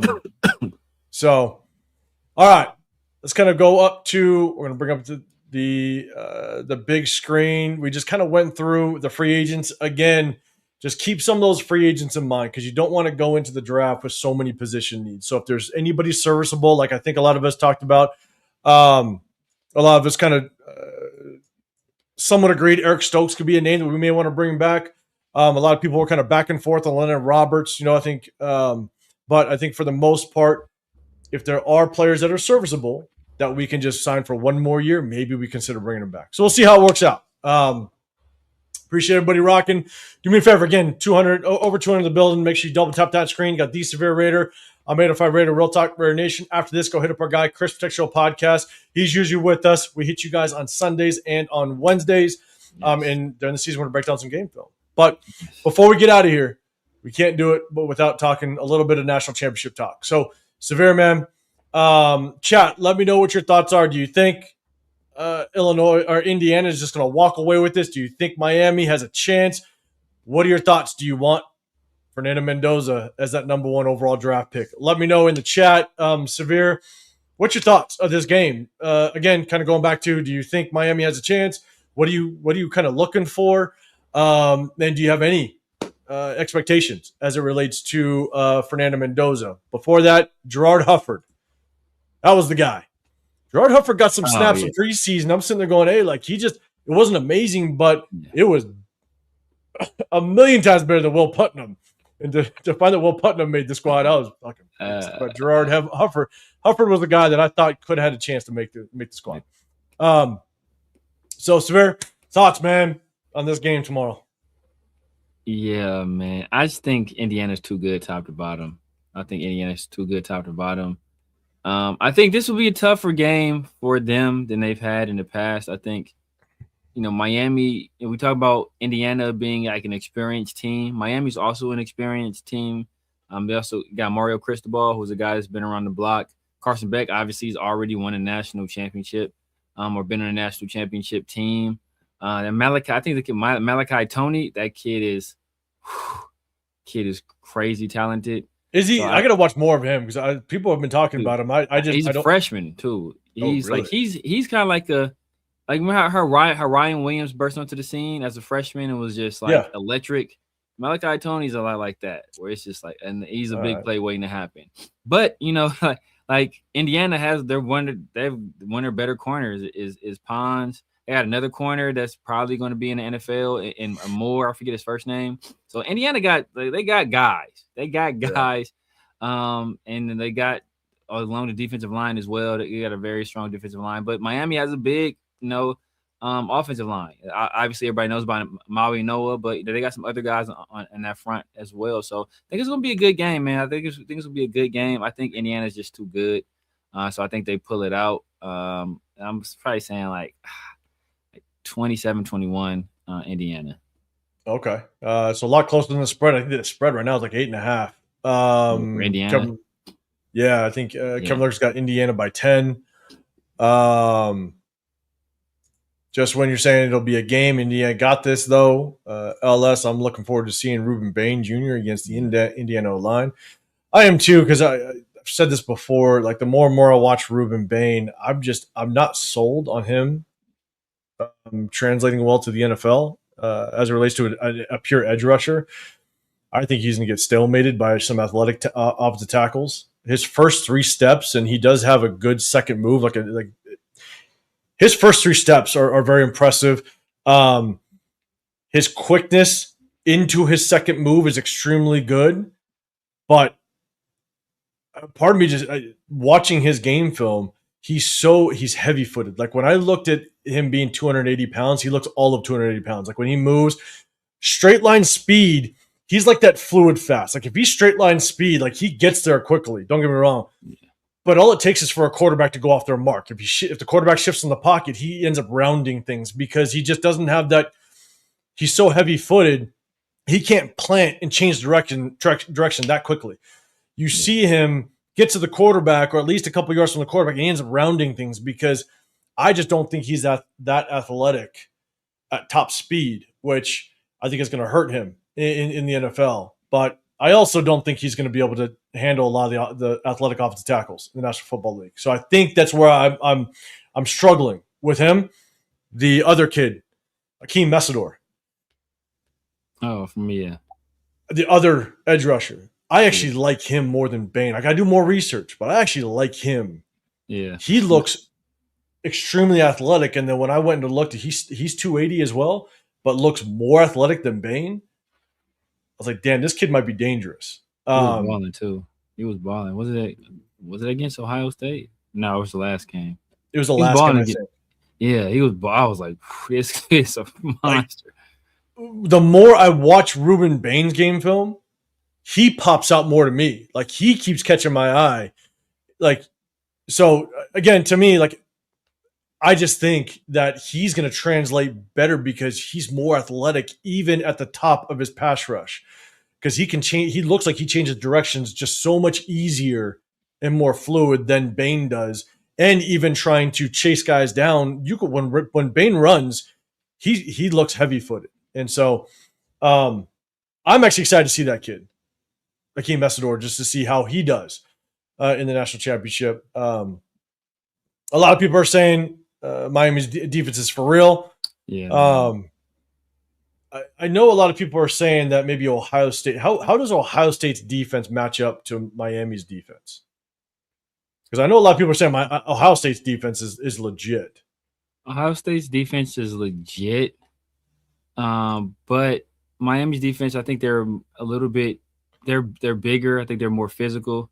I also think Ohio State, like, their best player on defense is Caleb Downs. Second best player is Arvell Reese. Arvell Reese in the NFL is going to be a pass rusher. They have him playing, Linebacker. Off ball linebacker, as well as what's the other kid? Sonny Styles. Sonny Styles Sonny Styles is a hell of a player too. There's another guy's playing off ball linebacker. So the best players are off ball linebackers. So it's like you don't really get a lot of impact out of off ball linebackers. So where Miami, like, their two best guys are Messidor and Bain. They're getting after you every single play damn near. So I think that's the difference. Yeah, because I heard a lot of people saying that Ohio State was was going to be the contest for Mendoza. Now everybody's saying Miami's going to be the contest, and so, I'm thinking if Miami has a chance, and again, I'm not an expert on Miami at all, and I've watched enough of Indiana to get a good feel for who they are. It sounds like if Miami's going to have a chance to win this football game, they're going to have to run the ball extremely well. Kind of control the clock, keep that Indiana offense off the field. At the same time, of what I've heard of Indiana's defense, they're one of, if not the best tackling football team in the national in college football. I think they're like the second best tackling team. Yeah. Then, if that's the case, Miami, you better break some tackles. I was watching the guys talking about Indiana's defense. They're like, they run basically like a pro style, where they're like, they give you like 2, 3, like 4 different looks pre-snap. Like they can do a lot of camouflaging, do a lot of mugging, a lot of like simulated pressures, like stuff like that. Like they do a lot of stuff that normal college kids, like like you taking biology 101, like you ain't studying like all these different But part of the reason they can do that is because they have such experienced guys that that can learn these schemes and pick it up, and the communication is so like that's what they were saying. Like that's what makes Indiana's defense so crazy, is that they can switch the looks up so often. Yeah, and when you have players that have that much experience, when they're like 5th and 6th year seniors, and they've been around multiple systems, and I think a lot of these guys that are 5th and 6th year seniors, I wonder if there is an advantage. Don't quote me on this. I have no clue, but I'm kind of throwing it out there. I think Mendoza's already graduated, right? He's already graduated. Yep. So I wonder how many other guys have already graduated or are taking minimal classes, and so they actually have a lot more time to kind of dedicate to football in general. Yep. Look, I don't know if it's true. I'm just curious because them having so many 5th and 6th year seniors and being on average the oldest football team in college football, it's like, do they have more free time to dedicate to football, and they're just being that much more prepared going into each and every game? I don't know. Again, just a theory. But just when baby saying Miami definitely has a chance, there's going to be a little luck on their side, maybe, and it's going to be completely. It's going to be a challenge, because when you are the underdog, sometimes you need your opponent Indiana in this case to make mistakes. And the problem is Indiana doesn't make mistakes. Yeah. Right. You know what I'm saying? And so I think overall it's going to be a very, very difficult game. I think the one thing I want to see Miami zone blitz, bring simulated pressures where Mendoza thinks an RPO is open or is going to be there, and you blitz a linebacker, you drop a D tackle, right? Like I want to see them basically zone blitz the crap out of him early, because if you can get him rattled early, I want to see how he works through that, because I don't think I've seen enough defenses kind of show blitz, drop out. Yeah. Right. I want to see him have to be the one to truly win the football game. I know he's had his flashes of doing it. Everybody kind of looks at the Penn State game and stuff like that. There are definitely examples of him doing it, but I want it to be basically throughout the entire game. This team, this offense does not run through Mendoza. It runs through the ground game. Exactly. You look at statistically. I mean, they rely heavily on the ground game, and that ground game gets going, and that opens up the RPOs. That opens up that simple back shoulder fade, because you get the one-on-ones in the back end of the defense. Yeah. And so I want to see a game that, again, I go back to the Michigan State game. The Michigan State game was probably the most complete game I've ever seen, or that I've seen all season out of Mendoza. I want to see a game where Mendoza, like that, it's on his shoulders. He's got to work out of structure. He's got to move off his point in the pocket, off platform throws. Like I want to see Miami bring it to where they kind of rattle him a little bit. And how does he work through that? Yeah. So, and again, not to say he hasn't done it before. Like the Ohio State game was a good example, but he worked himself through it. But there's just not too many examples to know is that who he is? Yeah, and that's the hard part. Yeah, and the problem with the Ohio State game is that Ohio State, there was not a lot of pressure on him because Ohio State couldn't do much offensively. Yeah. So it just there was never a situation where it was like, okay, now it's all on Mendoza, or it was like they were still able to do Indiana things. You want to kind of see them get away from doing those normal Indiana things, and him like putting it on his shoulders and showcase it. Like it's big stage. So he's been great in these playoffs. Like he's been really great in these playoffs. But you kind of see, like I've never seen offensive linemen win the MVP of a bowl game. Like I've never seen that happen. And people talk about even in that Michigan State game, though, as much as I believe that's the most complete game I saw out of him all season long, because he was forced to do a lot of things, they were still up on that game the entire way. Yeah. I think they were up. I think it was maybe 14 points at halftime, or maybe a little bit more. So it's like at no point in that game was he trailing. What was there pressure? Yeah. And again, it's just about, it's not going to be this easy in the NFL. Yeah. At any point, and it doesn't matter if you're Matthew Stafford and the Rams, like there's going to be so many points throughout the season where everything's going to rely on you. And unfortunately, for probably 95% of this season, nothing was really truly on Mendoza's shoulders outside of, like, again, got the Penn State game, right? Yeah, moments in the game, yeah. And so, man, I would love to see Miami kind of take it to him and just kind of put him in that. I mean, shit, it'd be amazing to see them down by like 10 points in the third quarter, just to kind of see what he can do with it. Because I don't know how many times he's kind of been in that position. And so probably never, not this season at least. Yeah. Alex Junkies 805 wants Mendoza to do a Michael Jackson moonwalk as well. Yes, I do. 100%. I want to see that. All right. Let's see. If you do it in cleats. If you do it in cleats, bro, draft him first overall. If you do the moonwalk in cleats, first overall pick for sure. Exactly. I want to see it first, second, third, and fourth quarter. All right. Even post game.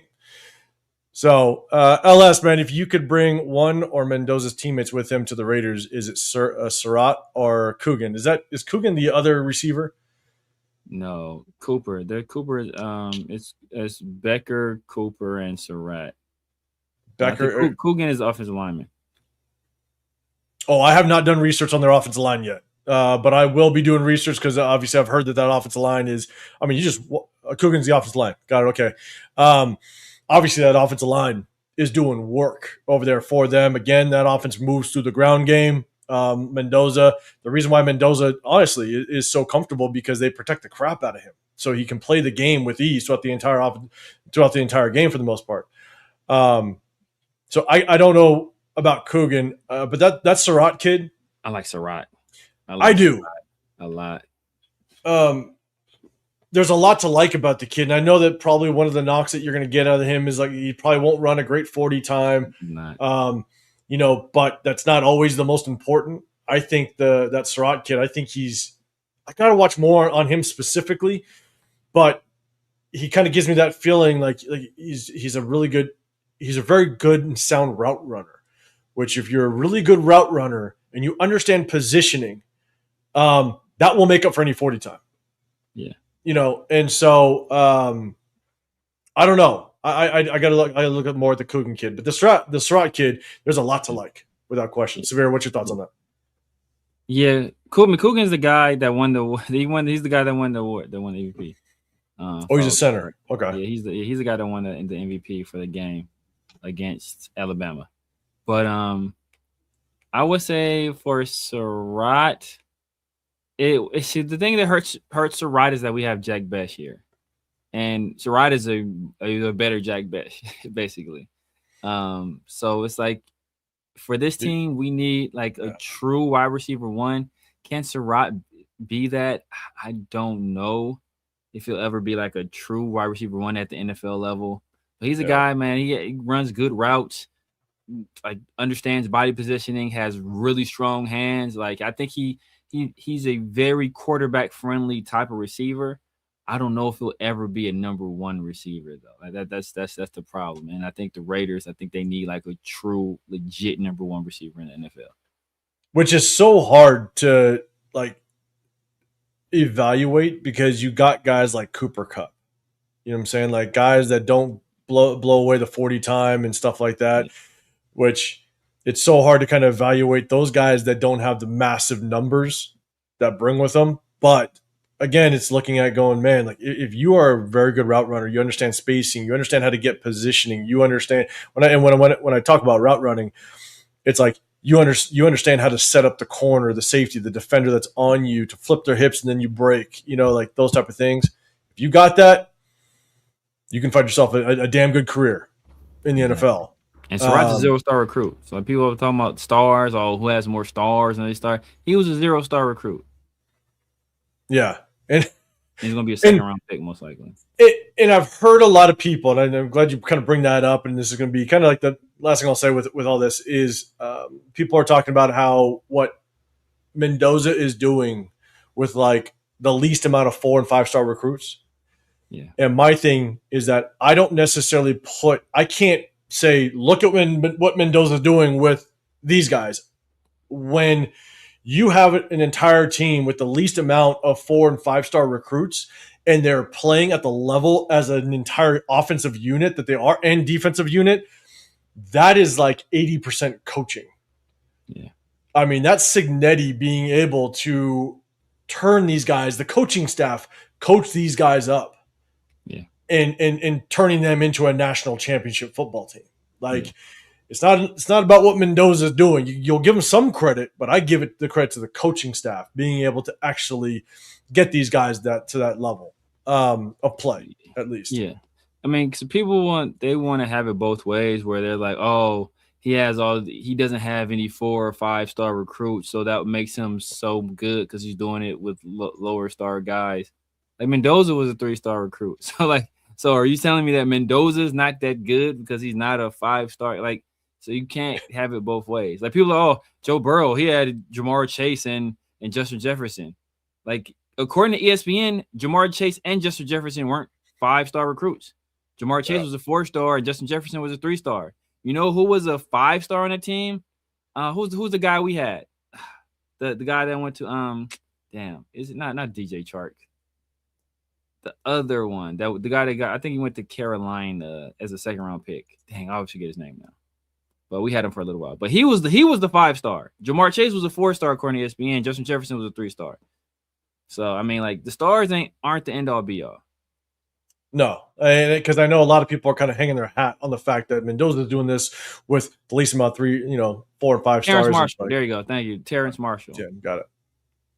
Perfect. So, look, it's going to be fun to watch. I think everybody, all the Raider fans, we are definitely eyes are going to be peeled on tomorrow's game, which is going to be fun to watch. Again, I just hope it's a really competitive game. I want to see Mendoza really work through the game itself. And man, it'd be great to see the game kind of rely on his shoulders and just kind of see how he navigates through that. Just another opportunity for him to kind of put that stamp on it. So on Wednesday, when we rock out, we'll talk more. Obviously, we'll see what the game ends up being, but we'll be hitting you guys up on Wednesday. So tap in with us on that. But before we get out of here, man, Severe, let everybody know what you got going on throughout the week, all your shows. Let everybody know what you got going on. Man, you guys know what it is, man. The Severe Raider here on YouTube, IG, Snapchat, TikTok, X, everywhere. The Severe Raider. Obviously, Sundays and Wednesdays with my guy Chris from Protect the Shield and 805 Raider in the Raider War Room. Tuesdays and Thursdays with PharoahNFL. We got the 50-50 show and Around the Shield. You guys be on the lookout for tomorrow. Obviously, the big game is tomorrow, but the Raiders are interviewing Ajiro Evero, rather, for I think this is the second interview. Yep. If you recall, not if you recall, what happened earlier, I want to say earlier Sunday was the Falcons. They called in Kevin Stefanski for his second interview, left with a contract. So, could that be of importance? That remains to be seen. But, Ajiro Evero is a guy. I brought him up before we hired Antonio Pierce full time because he was getting some buzz around those times. And I've done. Was that your sleeper, or you're kind of my sleeper? Gotcha. My sleeper. The guy he started. First of all, his only experience in NFL was with us in 2004 in the offseason. But then he immediately went into coaching. He was with Tampa Bay. On that Tampa Bay coaching staff, he had Raheem Morris. I think it was John Gruden was there. Mm-hmm. What was that? Gus Bradley was on that staff. Then he went to work for, I want to say he worked for the 49ers for a few years under Vic Fangio. Then he worked with the Rams. So he's been with some organizations. Obviously, then he went to the Broncos. He had the Broncos defense playing really well. Now he went to Carolina, has their defense playing really well. He's coached under some great defensive minds, and he's coached under some great offensive minds and with Harbaugh and with McVay. So I think he's a guy, if you're looking at a defensive guy, he's a young guy. He can be almost like what DeMeco Ryans was with the Texans, obviously without the professional experience that DeMeco had, but I think he can do a little bit of that for us. Yeah, okay. That's interesting pick. I know unless he doesn't want any defensive guy at all, basically. But I'll be honest, that would be you've done more research on him than I have at this point. So, but it would definitely be kind of it would be a Raider move, with just the dysfunction we've had with coaches in the past. It's you bring in this guy that's necessarily, I don't want to say unproven, but definitely not the top guys on the list, at least the top names up there. That would be a pretty wild move. And I think that what that name would bring to the nation is it would be very hard to bring the fan base together and say, give this guy 3 years. Because there would be so much crap with people going back and forth going, I told you this wasn't the guy. I told you this wasn't the guy. And if we win 4 games next year, the I told you so's would come out. Yeah. Which understandably, because the track record and just the bigger names are out there. Yeah. But man, you want to talk about the nation battling? They wouldn't be patient with him. He's my third ring guy. I got him above Kubiak right now. That's how much faith I have in him. I have him above Kubiak right now. That's a lot of faith. Because he's been defensive coordinator on 2 teams, 2 high-performing defenses that have taken their respective team to the playoffs. So I think he's like I said, he's coached under McVay. He's coached under Harbaugh. How many years has he been in the league? How many years he's been in the league? He's been coaching since 2006. I think he's been coaching. Oh, really? So he's been coaching for a while. So he's kind of he's kind of like Sheila a little bit then. He got a chance with us in 2004 to play professionally. Didn't make it. Didn't cut it. And he immediately went to coach on the Tampa Bay staff. under John Gruden. With, like I said, with Gus Bradley there. I think Rich Bisaccia was on that staff. Like I said, Paul Hackett, the other Hackett that he worked for, Nathaniel Hackett as well. So he's been around all of these guys, these like, you know, entrenched football minds, and they've been carrying and bringing him to different people. And obviously, Dave Canales is a guy who's he worked under Pete Carroll, and he has those ties to Gus Bradley too, because he worked with Pete Carroll in Seattle, and obviously Ajiro has those Gus Bradley ties from his time in Tampa Bay. He has ties to Vic Fangio. He's worked under Vic Fangio as well. Like I said, he's worked under some of the best defensive minds in all of football. And I think if we hire him, I think that young kid that people have been looking at, and this is where I kind of worry, because the Rams guy, what was this, Scalasi or Scalase or whatever? I think that's a guy that he may look at. The Rams passing game coordinator. That was at Iowa. That was at Iowa State. Okay. I think that may be a candidate for him at OC. But like I said, he has ties to a lot of different people, so it could be a lot of different names. I mean, hey, I'll do more research on that guy. Oh yeah, Nate Shieldhouse. Yeah, Shieldhouse. So talking about? Yeah. So yeah, I'll do more research on that name for sure. But man, if he's got that much experience, you know, that's it. Again, I think it's putting him up there in like the Chris Shula talk. Yeah. Because you go back and look at Chris Shula, his history, it's actually impressive just how much experience he has in the NFL. So, yeah, Shieldhouse. Appreciate you guys. All right. Hey, so we're going to get out of here, guys. We appreciate it. We got 218 in the building. We definitely appreciate everybody that's rocked out with us. Before you get out of here, do us a favor. Double tap that screen if you can. Hit that like button. I'm 805 Raider, Real Talk Raider Nation. Got the Severe Raider. Also, go over to Chris Picture Podcast. Go hit him up. He's typically with us. But just know, during the season, we're going to do some mock drafts. We're going to wait for free agency to kind of roll out. But at the same time, we're going to break down some game film. So, what up, Jeff? What's going on, man? Guys, make sure you guys go head over to Jeff's channel. Show some support over there. Jeff, let everybody know if you're going to be going live tomorrow for the game. I think you mentioned that earlier. You might go live for tomorrow's game. Let everybody know if you are. They can tap in with you. So, but appreciate you guys. Hey, have a great rest of your weekend. Have a great start to your week. Enjoy the game tomorrow. All the eyes are going to be peeled on it for sure. And we're going to have a little bit of fun. So appreciate y'all. Have a great rest of your evening. We're going to get out of here. We'll see you.